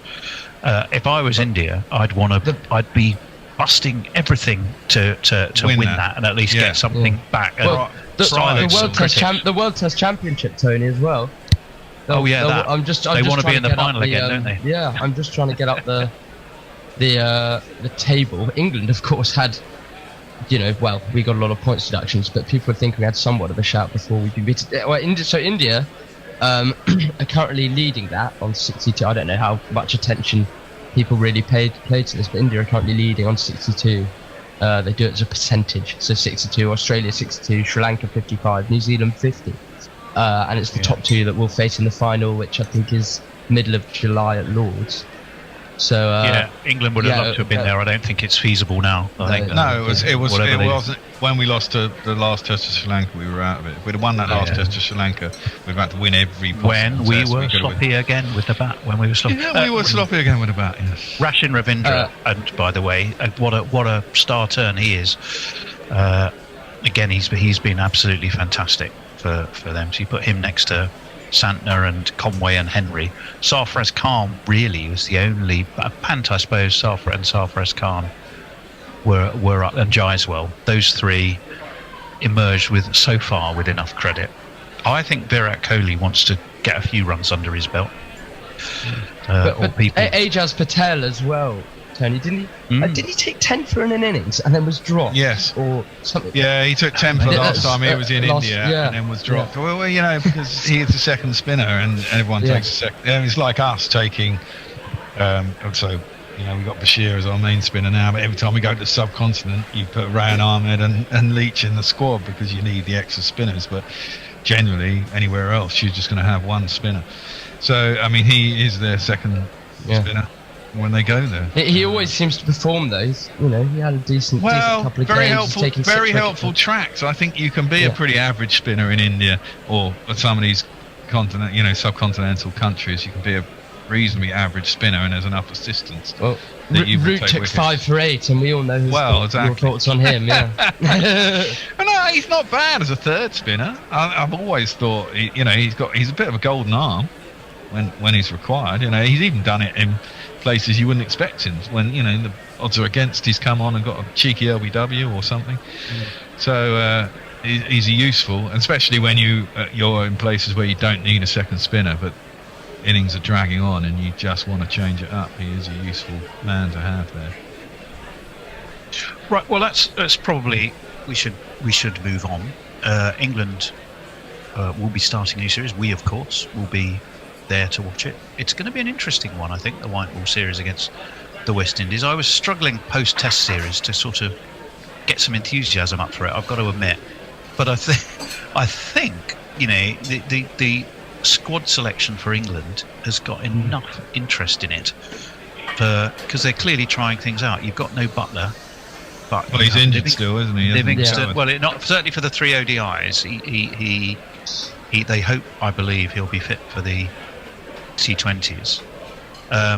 You've got Salt and Pepper, could get them together, which of course would be great fun for everybody.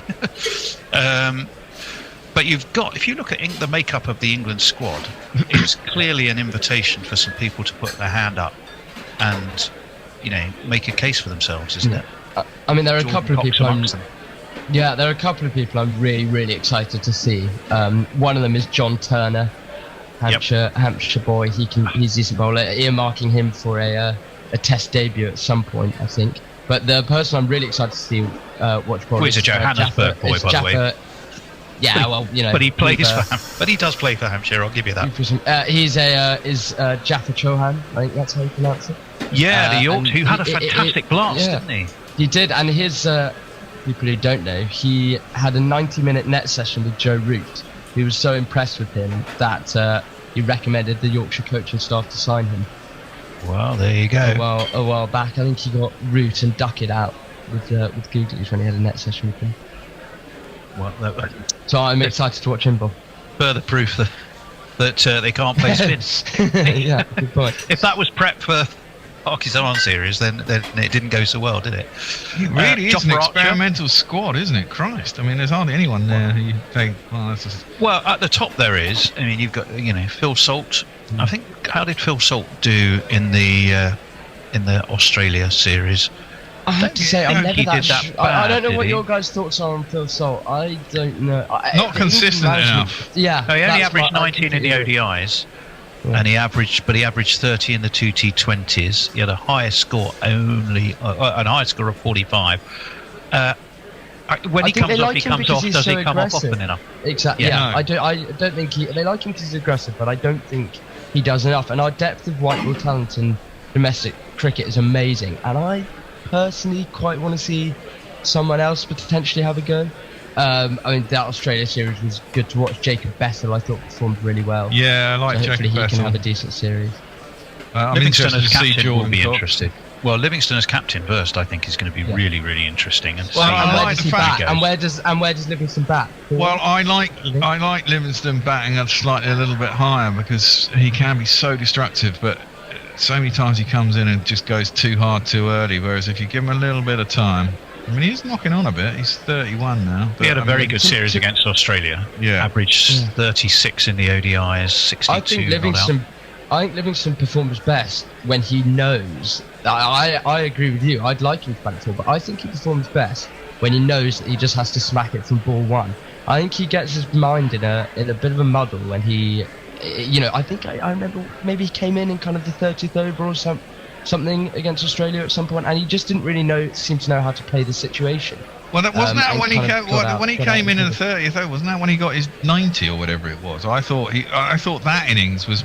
I'm the opposite. I prefer it when because he does have so much power, and if he gets his eye in, he can be really destructive. But when he goes straight for the off, he seems to throw it away too often for me, just trying to smash it out of the park. And I think, well, yeah, great, that's brilliant. You've hit 2 sixes and you're out. Whereas, if you'd have had time to work it around, get your eye in, hit a few 4s, and then really accelerate after you get to about 20 or 30, then he can be massively destructive. But too many times for me, he comes in, hits a couple of 6s, looks pretty, and gets out, and that irritates me. Especially in an ODI where you've got this more. Would be a good litmus test, in ODIs, you've got so much more time than you think you have. It's different in T20s, but in ODIs, the problem with this England ODI side is they play ODIs almost like they play T20s, and it is actually a different game. You do have a lot more time. 50 overs is quite a lot of time. I mean, you look at England's batting in test matches. Often we don't even bat 80 overs. Sometimes we're only batting 60 or 70 overs and getting 400 runs or whatever. And if you can do that in 60 overs in a test match, you can certainly do it in an ODI, and you can. There's plenty of time to accelerate. You've just got to be there when it matters. And not surprisingly, there's a fair bit of commonality across the squads. They seem to be using the ODIs to be more experimental, which is where you've got Jaffa, Chauhan and the likes. What struck me for England is they're top. We're starting to look a bit like Sri Lanka. We've only got 3 specialist batsmen. They're all wicket keepers. Everybody else, because you take Jos Buttler out, everybody else is an all-rounder of some kind. It includes Bethel, Jacks, Mousy, even Rayan Ahmed is in there as an all-rounder. That's, as you said, Billy, I think there's not a lot of experience there, but there's a huge amount of potential. And I was looking at, what do we know about Pepper? Because I was looking at... apart from the fact that he plays for Essex. Well, no, I tell you, his stats, he had a phenomenal season last season in all formats, bar the 100.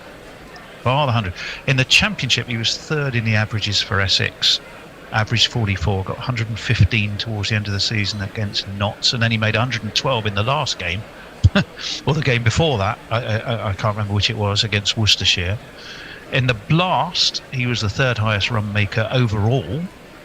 Averaged 45, made it over 500 runs, highest score of 120 or 53 at Hove. Jesus, that's pretty good.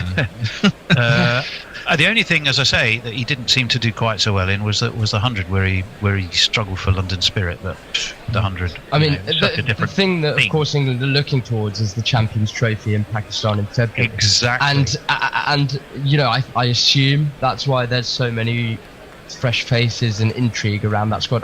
How many people versatile, will we be allowed big-hitting, multi-format? How many people will we be allowed to take? How big is the squad? Do you know?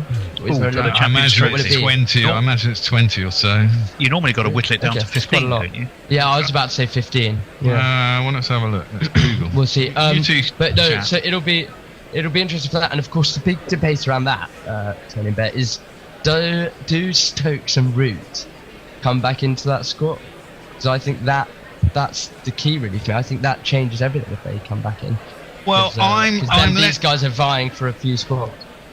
Well, I'm less inclined, to be honest. I'm less inclined. Squad size? No, not the fucking Champions League, stupid thing.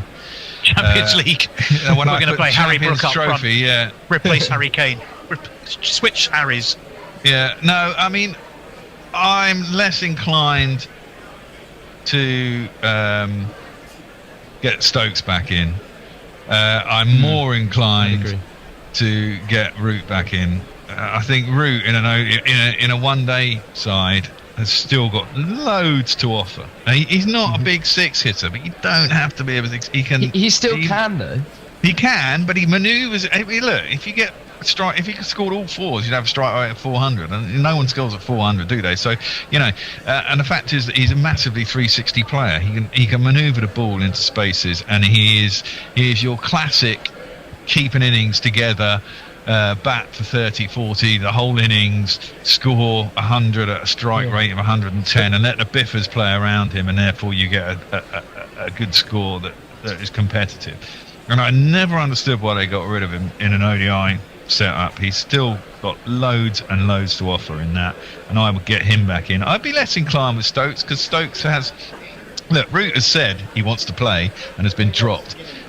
Stokes has said, I'm retiring from this format twice and come back twice. And I don't really stand... huge success, has it? No, it hasn't. And Quite I don't really stand for that as much. It's like, it's almost... It reminds me of AB de Villiers for South Africa, and it kind of irritates me. It's like I can pick and choose when I play. Yeah.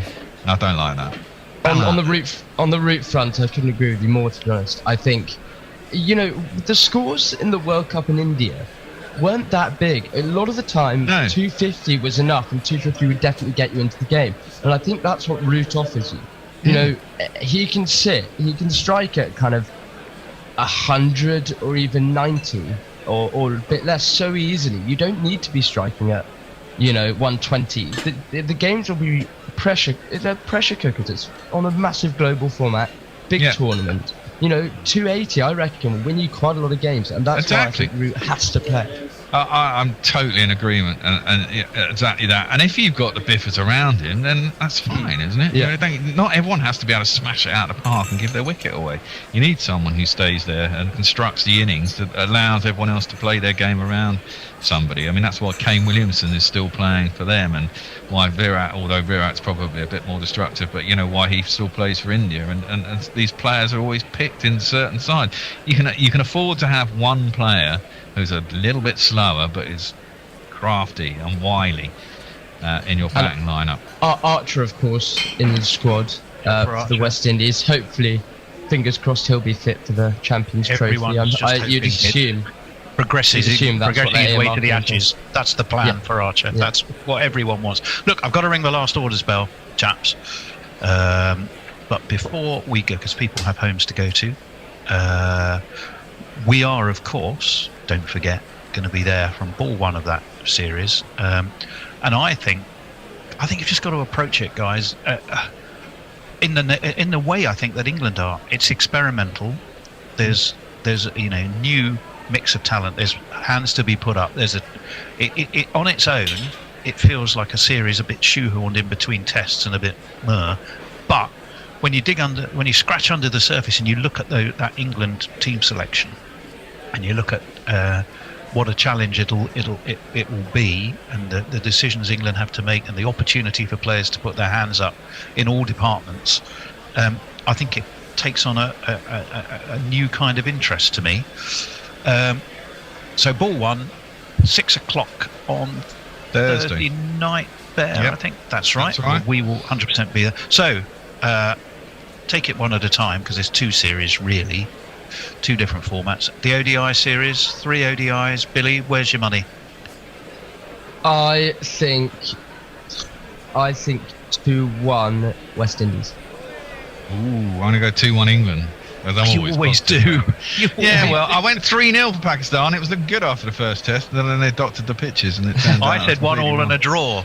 So at least I was, England don't do draws, Tony. Yeah, absolutely. That's a terrible prediction. They either win or they collapse. There's no middle ground. I agree. So I'm with you, Billy. I'm sort of feeling 2-1, but whereas I walked out at the end of the Test series, well, actually, my second emotion for the Test series was, I got my Sunday off. Thank goodness and for thankfully that. the clock went back. You didn't have to get up at 3 or 4 in the morning instead of 5. Every cloud has a silver 5, lining, and that was the silver lining of England's pitiful collapse. Here, I'm not sure I'm so bothered, but I do think the West Indies are pretty strong on their own patch. I think it'll be a really interesting challenge. If England are in the game and competitive in every game, and some players put their hands up and give the ECB some selection issue challenges, then I think that will be good. That's the ODIs. The T20s, what was it last time in 2023? Didn't we edge those 3-2? Fascinating. It's such a high-scoring series. It was, wasn't it? I think they ended up winning 3-2, didn't they? It kind of went 1-0, 1-all, 2-1, 2-all, and then there was a decider, and I think the West Indies won the decider, if I remember rightly. But it was close all the way. The T20s were excellent last time England were in the well, I think I like T20s, but I mean they are kind of big take it or leave it. But I mean, if you get a close T20, they're good fun to watch. Yeah, hopefully it'll be the same again this time. Not bear games. We don't want any bear games. No, I'm sure there'll be 1 or 2. I mean, I'm going 3-2 England in that. I've just got to sneak. I'm going to take the bear. I was role thinking and be I was thinking the same thing. So lose the ODIs 2-1, but learn a lot. Sneak the T20s when I don't think anyone's quite so bothered because the Champions Trophy is the next big thing, right? Well, so it seems to me an odd mix of the way they've done it. Why play 5 T20s and 3 ODIs? I was thinking that. You've got. I think it's time and all money, about money, Tony. Yeah, it's all about money. Well, the interesting thing as well, isn't it, is that England actually, before the Champions Trophy next year, have made the right decision to go to India to play some bloody ODIs as a warm-up instead of play fucking Australia in September in the UK before they go to India for a World Cup. So looking forward to the Champions Trophy. Hopefully they'll be prepared for the right kind of conditions when they go there. Of course, we still don't know whether what's going on with the Champions Trophy, because presumably India won't play in Pakistan. True enough. When it comes to that, so that'll be interesting to see how that one works out. Well, anyway, it is now. The bell has rung. It's time to send people home. We're going to see you on Thursday at 6. If you're a patron, of course, you're going to get first listen to this. So thank you for joining us. So many benefits if you do become a patron. By the way, if you're not, become one. Come and support us. But either way, we'll be there for you. Thank you all very much, Billy. And another assured performance, Billy Wiz. Fantastic. Oh, yes. You're a pro, Billy. You're a pro. Loved it. Thank you for having me. Got any more on, lectures guys. today? Yeah, I've got to go off to one in a bit. The sun's shining. That's tempting to go and play golf, but I'll be off to a couple of. Well, there is a fantastic piece of studentry, if ever I calls out a pub. Probably it toys up. Do I go to my lecture or do I play golf? Having had a couple of pints in the Bishop and Bear. What a question! Brilliant. All right, we got to run. We shall see you on Thursday. Bye. Cheers all. And don't forget you can patron us at patreon.com/Gorilla Cricket if you really like us, because that's always. Right, well, that was a chat in the Bishop and Bear with young Billy, largely about Pakistan. I know it's the middle of November, and anything Christmassy should never be allowed. But I've just gone back over, well, gosh, where are we now? Nearly 100 Bishop and Bears. And we did a Christmas special last year with all sorts of people turning up. So, in the spirit of almost Christmas, I thought we'd play last year's Christmas special while the rain continues rather sadly to fall in St. Lucia. So have a bit of this.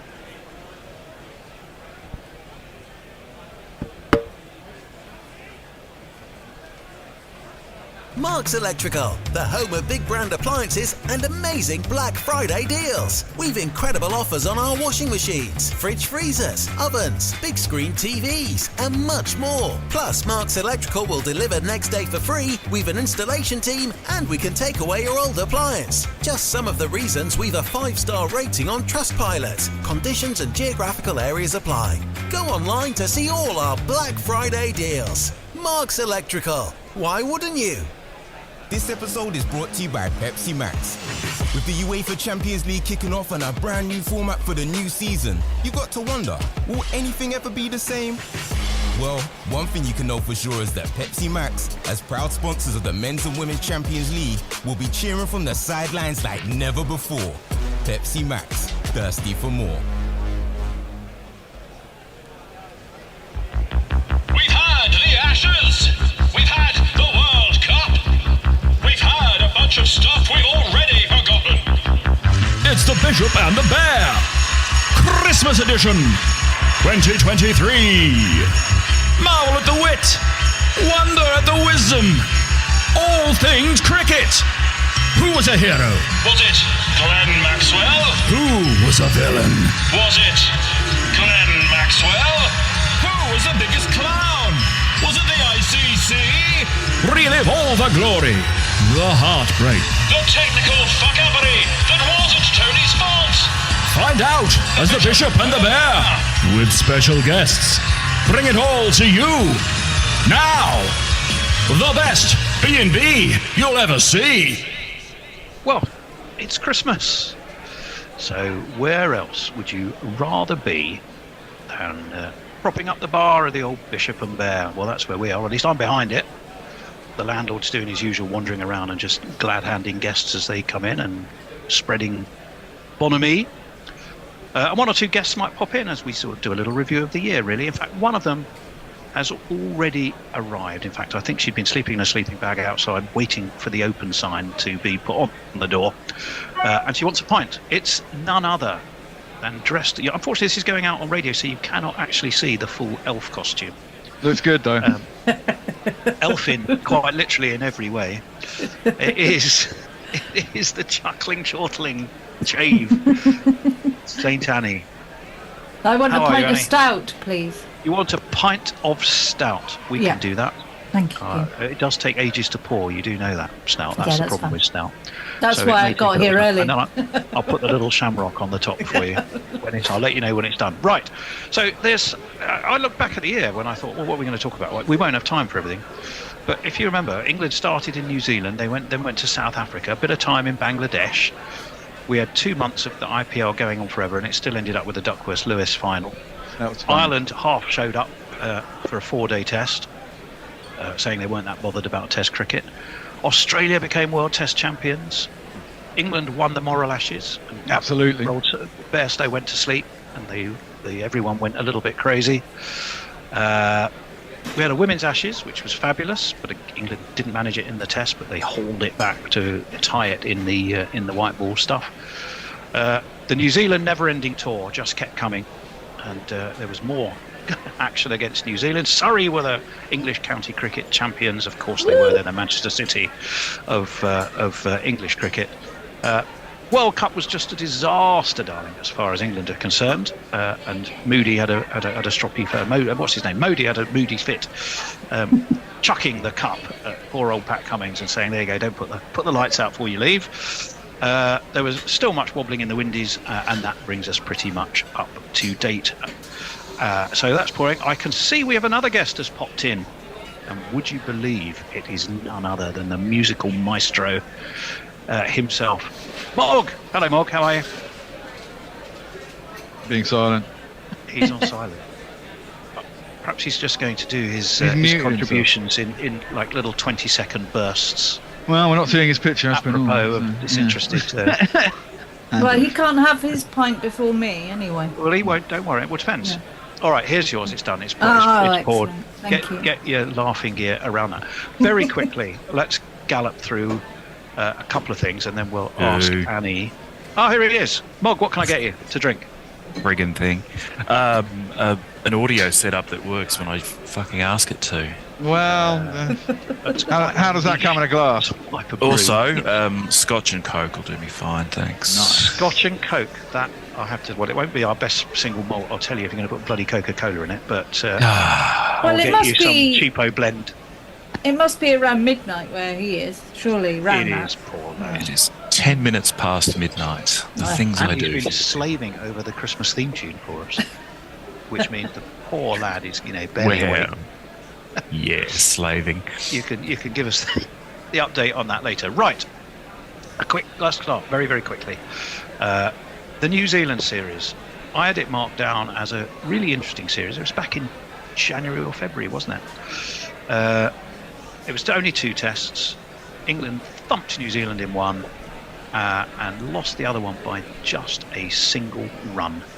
But I thought it was cracking stuff. It was baseball at its best. You'll win some, you lose some. But generally, I thought it was a good cricket series. Annie, do you even remember that far back? Too few tests. Should have been a 4 or 5 test series. Is all I can really remember. Yeah. Well, yeah, that's how New Zealand do it, don't they? I remember reading an article on that in the papers years ago. So it's the only way they can make it pay for them is to have loads of white ball and only 2 tests maximum because they don't pay. But which is a shame because it was a cracking. Shame. Yeah, it was a cracking They test play series. test cricket well. Yeah, and it's always good over there. It's always competitive. And if it hadn't been for Harry Brook running himself out, or Root run him out without facing a ball, or he ran himself out in the second test, we probably would have won it. Yeah, it was. It all came down to the wire. Jimmy Anderson just couldn't quite see him over the line. Yeah, that's right. But England didn't lose. It was a general theme, I think, for this year. Red ball, good-ish. Definitely good. White ball, bang average, stroke awful.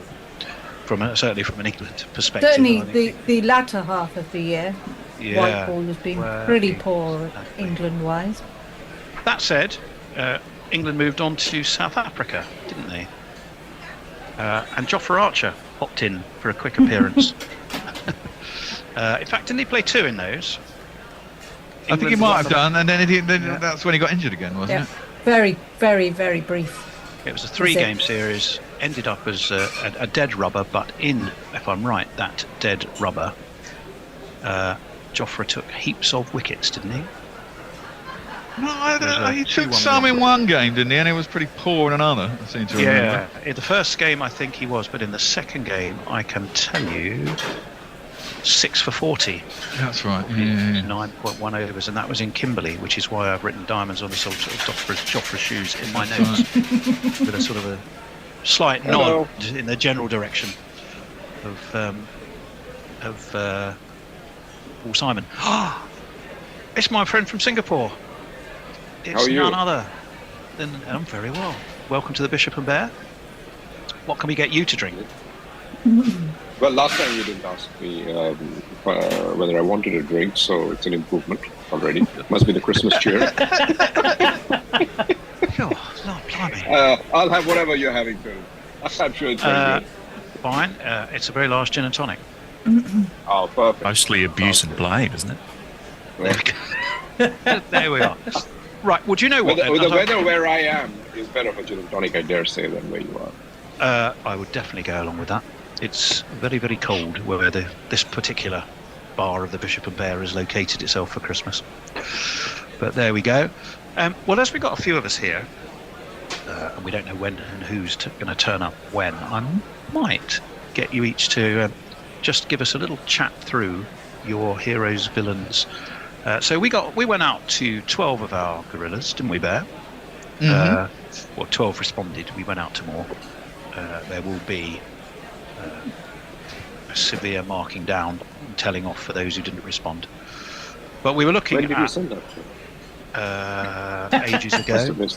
Okay, well, anyway, I'll just let you know. The categories were heroes, who were your heroes for the year, your villains, who was the clown of the year, team of the year, your on-field and off-field moments. So while we've got you, I'm going to go ladies and elves first. And we'll go to St. Annie. I don't know who you mean. Well, whichever one you want to be. You are either a lady or an elf, or a lady and an elf. Thank you very much.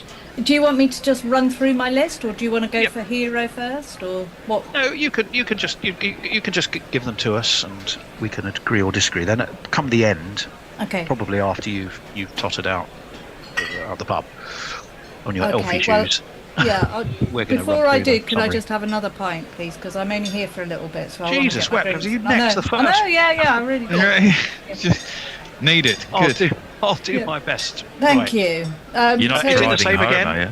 Are you still on the stout? Same again, stout.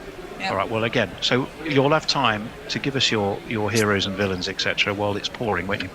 Yeah, there's a pork chop in every pint, isn't there, of stout, so, you know. Is it? What? Yeah, there's a pork chop in every pint of stout, apparently. So. I know people sometimes put cider in and call it a snake bite. I didn't know they put, what were they? A pig bite. Did you hear that? Did you hear that story from someone who'd just had 15 pints? Yes, I think so. Yeah. Isn't that the famous cure for a cough?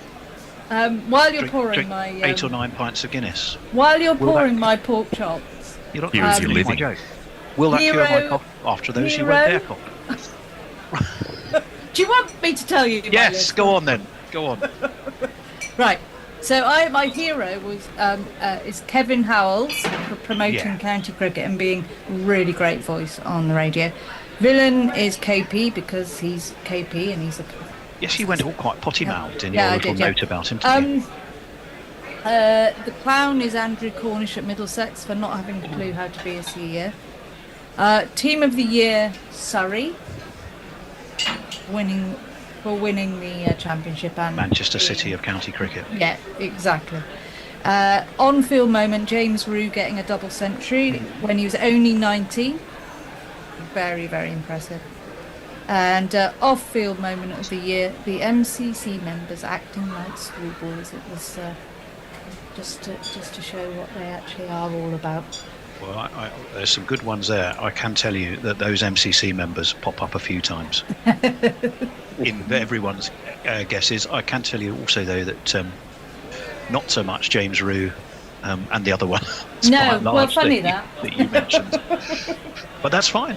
You are the patron saint of county cricket. So well, only 2 other people have got at Somerset have got double century in their teams, and that's Trescothick and Hildreth. So I think he's on a pretty good, good list of people there. Well, let's ask Anindo, who of course is representing the bridesmaids, but not the brides of the cricketing year, really. Double runners up. How does that look on the old CV for India, Anindo? It looks better than not having reached the semi-final. Well, yes, fair enough. Yeah, definitely. We'll take that one on the chin. And That's what people that don't win finals say. Of course. I mean, why bother? Why bother to win? Might as well get beaten up while you're in there. As you seemingly didn't get the memo, hero first. Give us a hero for the year from you.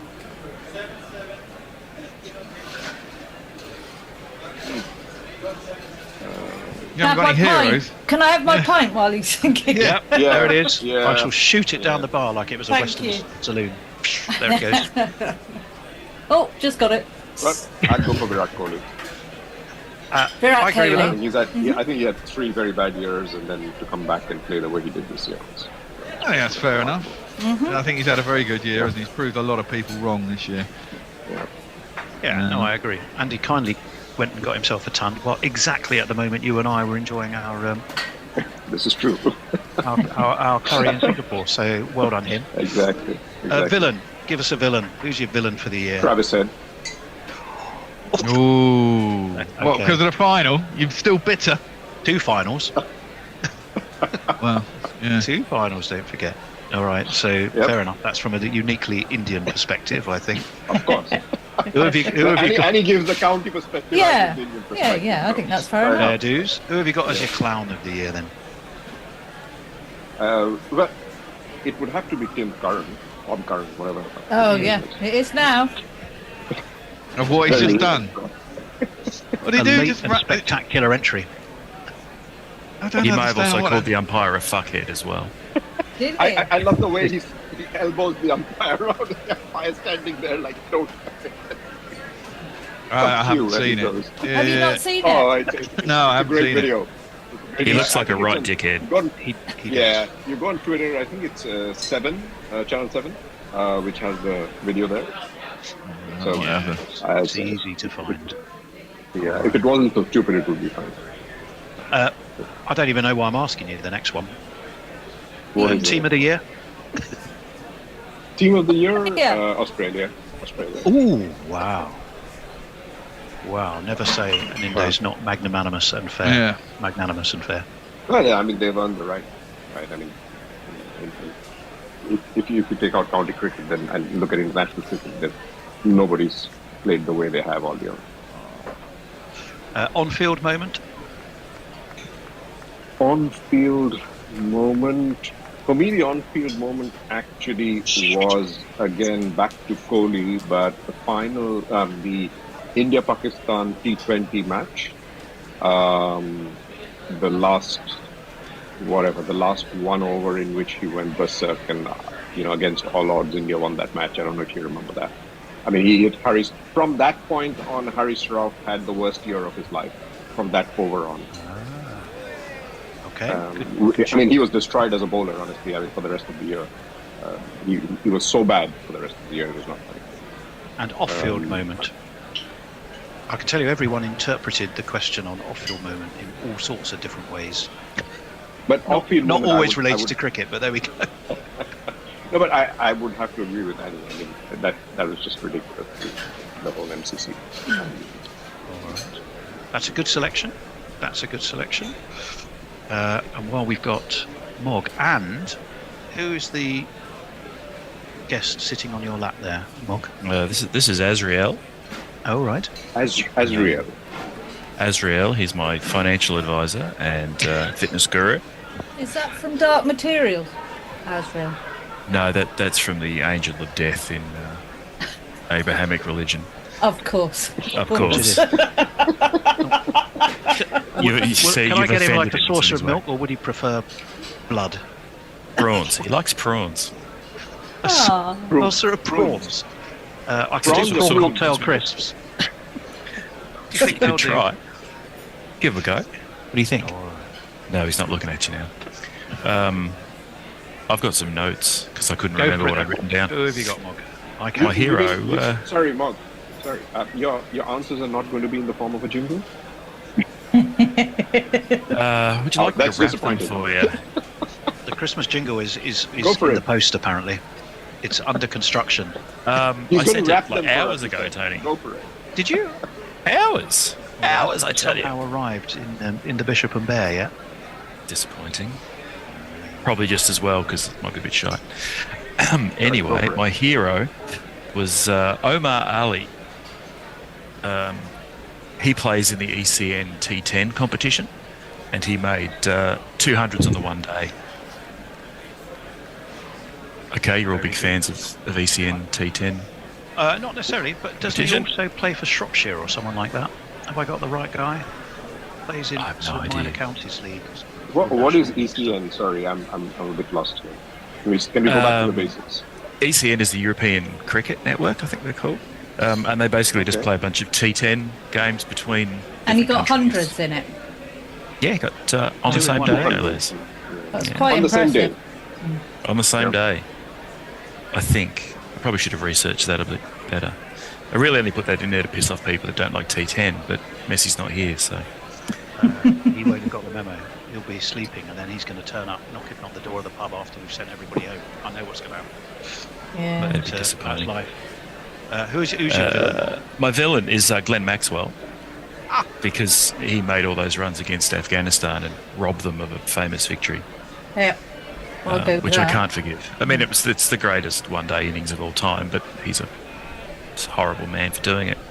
Could have saved it against another team, like he was just showing off, wasn't he? Yeah, it was unnecessary. Yeah. Nobody needs that. A clown. I like your clown. A clown. Good selection for your clowns. The people who took down Robert Linda off YouTube with his vast cricket archive, a company that probably doesn't really exist and has no rights to anything, but somehow they've destroyed his entire channel. So Right. You're being very kind to Similar calling them clowns. they can go get fucked, is what they can do. Yeah, I mean, it's all really old footage as well, isn't it? I mean, why is It's everyone... stuff he recorded it off the TV in like 1983 and stuff, so nobody has any rights to them, I suspect. At this Well, point. they probably do, but that's not the point, is it? Why are you being... I mean... I don't think Because they're not- I doubt he can monetize it either on YouTube because it's not his fucking material. So I doubt it. So any money that makes it, so yeah, He didn't exactly. monetize. So in that I asked case, him yeah, in that case, I don't know why they've got. We know the issues we had at various times during the Yeah. year, and it was similar. Bricks. Completely unfounded. Disgraceful. It's very hard. I'm loving your team of the year. I'm getting sort of Last King of Scotland vibes. They do have a picture of Idi Amin up in their dressing room at all times. Team of the year was Uganda. They've made their first ever World Cup and given me endless opportunities to do all sorts of really great jingles for people whose names I'm going to pronounce very badly, I suspect. But they're on the rise. They are. They are. And I don't think that under And the last time they played was as Oppressive part of East dictatorship anymore. Africa, Yeah, in 1975. 75. Did they get to 79 as well? No. Well, But on-field I only moment. know because that's the only match India won before the 1983 World Cup. Okay. And your on-field moment. Again, I don't think you were just the only person to come up with this one. It appeared in different categories. Yeah, probably let's not. Put it that way. I decided that the best on-field moment was Alex Carey doing a little bit of run-out action against a certain English batsman.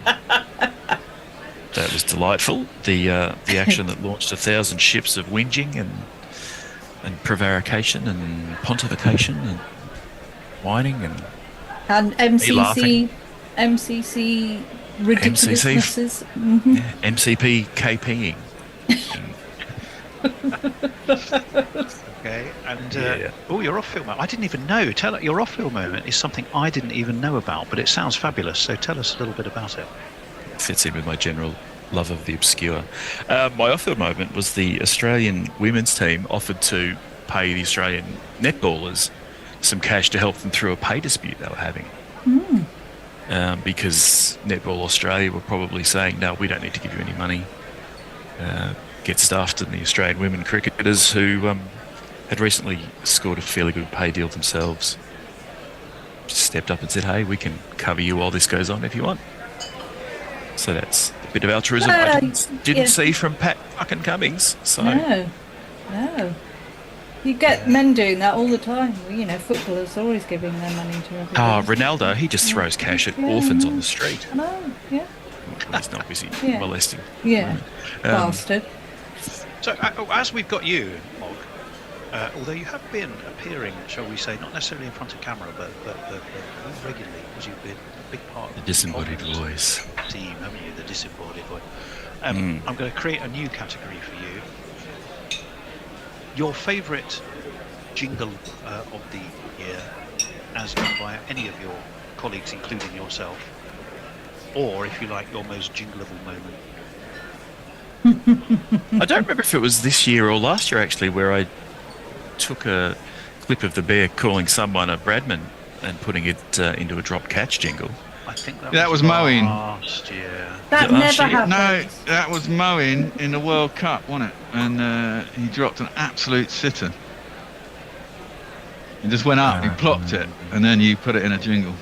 I don't know if it was the 20. I don't know if it's this T20 World Cup that's gone or the one from the previous year. It was probably the T20, now I think of it. It was the T20 World Cup. It's definitely a T20 World Cup. Yeah. I don't know if it, because they had 2 in 2 years, didn't they? I don't know if it was this year or the year before. Other than that, I would suggest that I've already done some of the Ugandan and Canadian and so on jingles. So some of those, clearly. Also, I can't remember otherwise. Well, I'm going to have to go. So, just as someone else is turning up.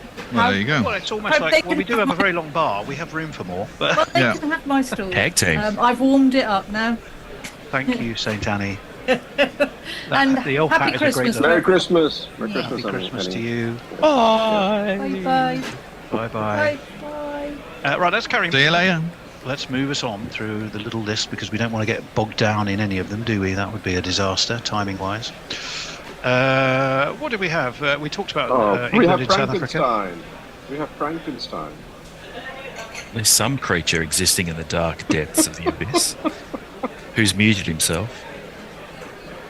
Well, we need to get him a drink. Who is it? Who is it? Oh, Lord, that's a bit scary. All I can just see. Yeah, he's knocking on the door, trying to get out. It's It's like what was that horror film where they all go camping in the dark? There's quite a lot of those. That's about 90% of horror films. It's like it's sort of real time, sort of real action. Oh, Blair Witch Project. Blair Witch, yeah, the Blair Witch Project. It's the Blair Fourth You know Project. who you look like, Potty? You look like Jack Nicholson in a really bad moment. Oh my God! Now we can just see his teeth. Would you want to put yourself off? That does look like Mog's sort of little avatar thing that you have for your Twitter feed. Porthy, it's not a silent pub. You are allowed to talk. Is Mrs. Forth fast asleep next to you? Yeah, exactly. You're in the bar.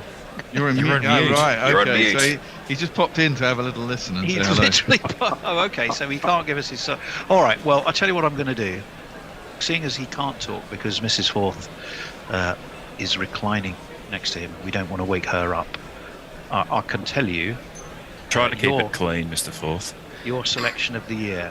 Well, I've got to say. Oh, hang on. Can you hear me now? Oh, we can. Yes, we can. Yes. I've just checked. We can hear. Mrs. Forth, are you asleep? No, I think we might be okay. I'm in the tent. If that had been my missus, well, I'd want to know why she was in bed next to you. But other than that, had that been my missus, I'd have got smacked and told, well, I'm not now, would have been the answer. Why would your missus be in bed next to Filthy? Well, that's what I said. If it I had missed been that me bit. with my missus, I won't I'd be asked very her that long. question. I'm just tuning into a Zoom meeting with some colleagues, so don't worry. What can we get you to drink? A nightcap, presumably. Yes, very much so, yes. Mug of cocoa laced with double scotch. Yeah, that sounds absolutely lovely. Thank you very much. We can do that for you, and a marshmallow on top as well. There it is. Yeah, we're it is a spoiling bit Blair. It is a bit Blair Witch Project, isn't it? It is. I think. Right. Can you doesn't she say remember your selection of heroes, villains, and the like? Yeah, vaguely. Hero was Russ. It was. Villain was Manchester Weather. It was. Very good. Clowns were the ICC organising committee. Sorry, Ninja.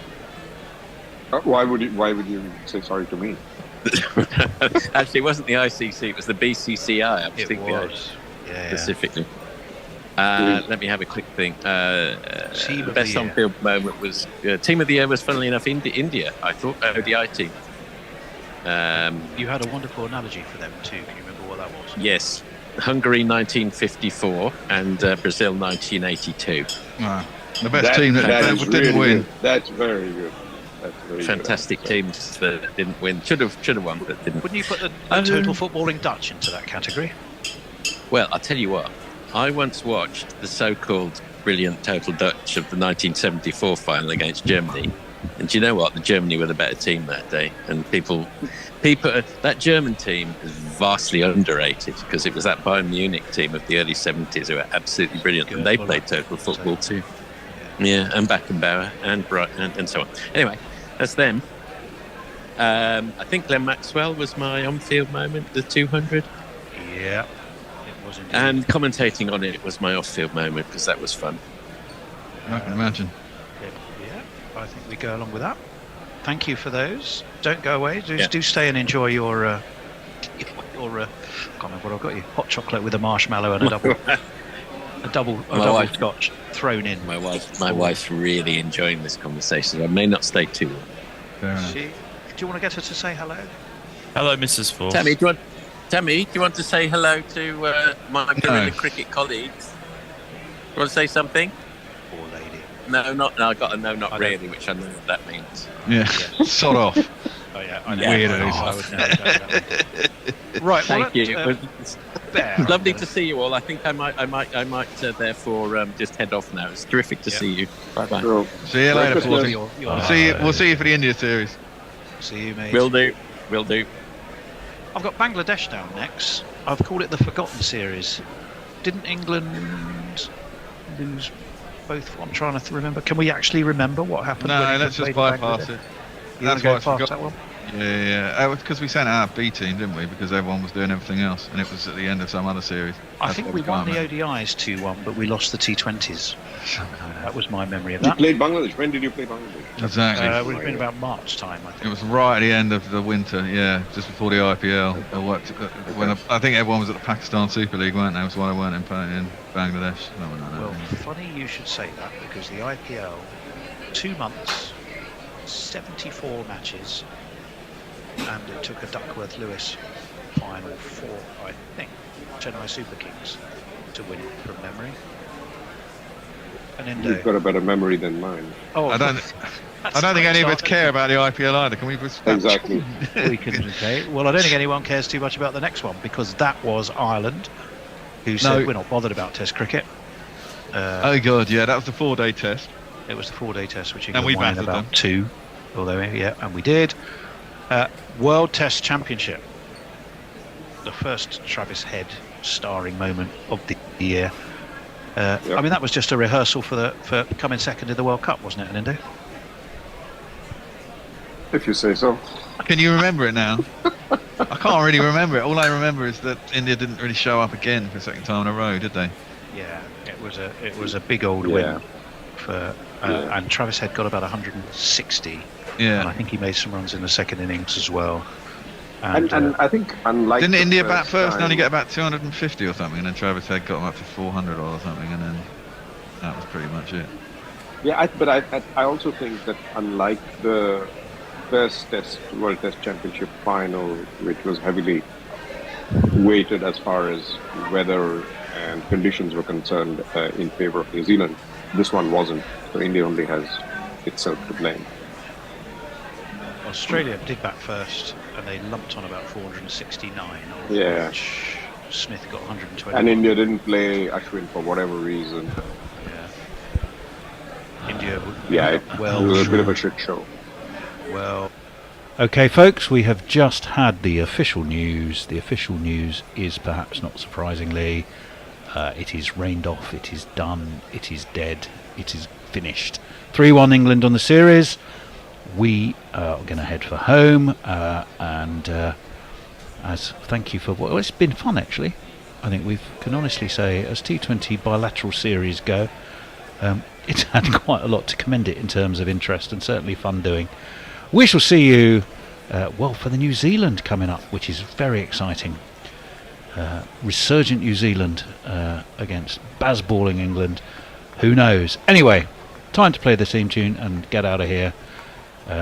Take care. Good night, all. Guerrilla cricket. Whoa. Guerrilla cricket. Whoa. Guerrilla. Take guard, man the barricades, patrol the cover boundary. At last the time has come, this is a cricketing emergency. Hear this call to arms for every cricket revolutionary. Take up your bats and stumps for the test match insurgency. At first they tried to silence us, but we would not be silenced. They threatened us with lies, so we threatened them with violence. Che Guevara, Sangakkara, Joseph Stalin, Douglas Jardine, Robespierre, Darrell Hare, Vladimir Lenin, O'Brien Kevin, guerrilla cricket. It's not about the winning, it's about how many rules you break. Even in cricket commentary, this is the best advice to take. Pick guerrilla cricket, it's the finest choice you'll ever make. There's so much more to cricket than rev counters and a slice of cake. At first they tried to sanitize us and clean up our act, but people like it filthy, and we know that for a fact. Fidel Castro, Lenny Pascoe, Carlos the Jackal, Umar Akmal, Mahatma Gandhi, Grant and Andy, Brendan Behan, Austin Ian, guerrilla cricket. Stick with us, cause you know we're not the kind of thing that you see on the TV and the radio. So vive la revolution. First they tried to buy us, but we would not be bought. Okay, we were, but then we ran away, and we will not be caught. Would not give up the ghost when they left us all for dead. They decapitated us, but we just grew another head. Chairman Mao,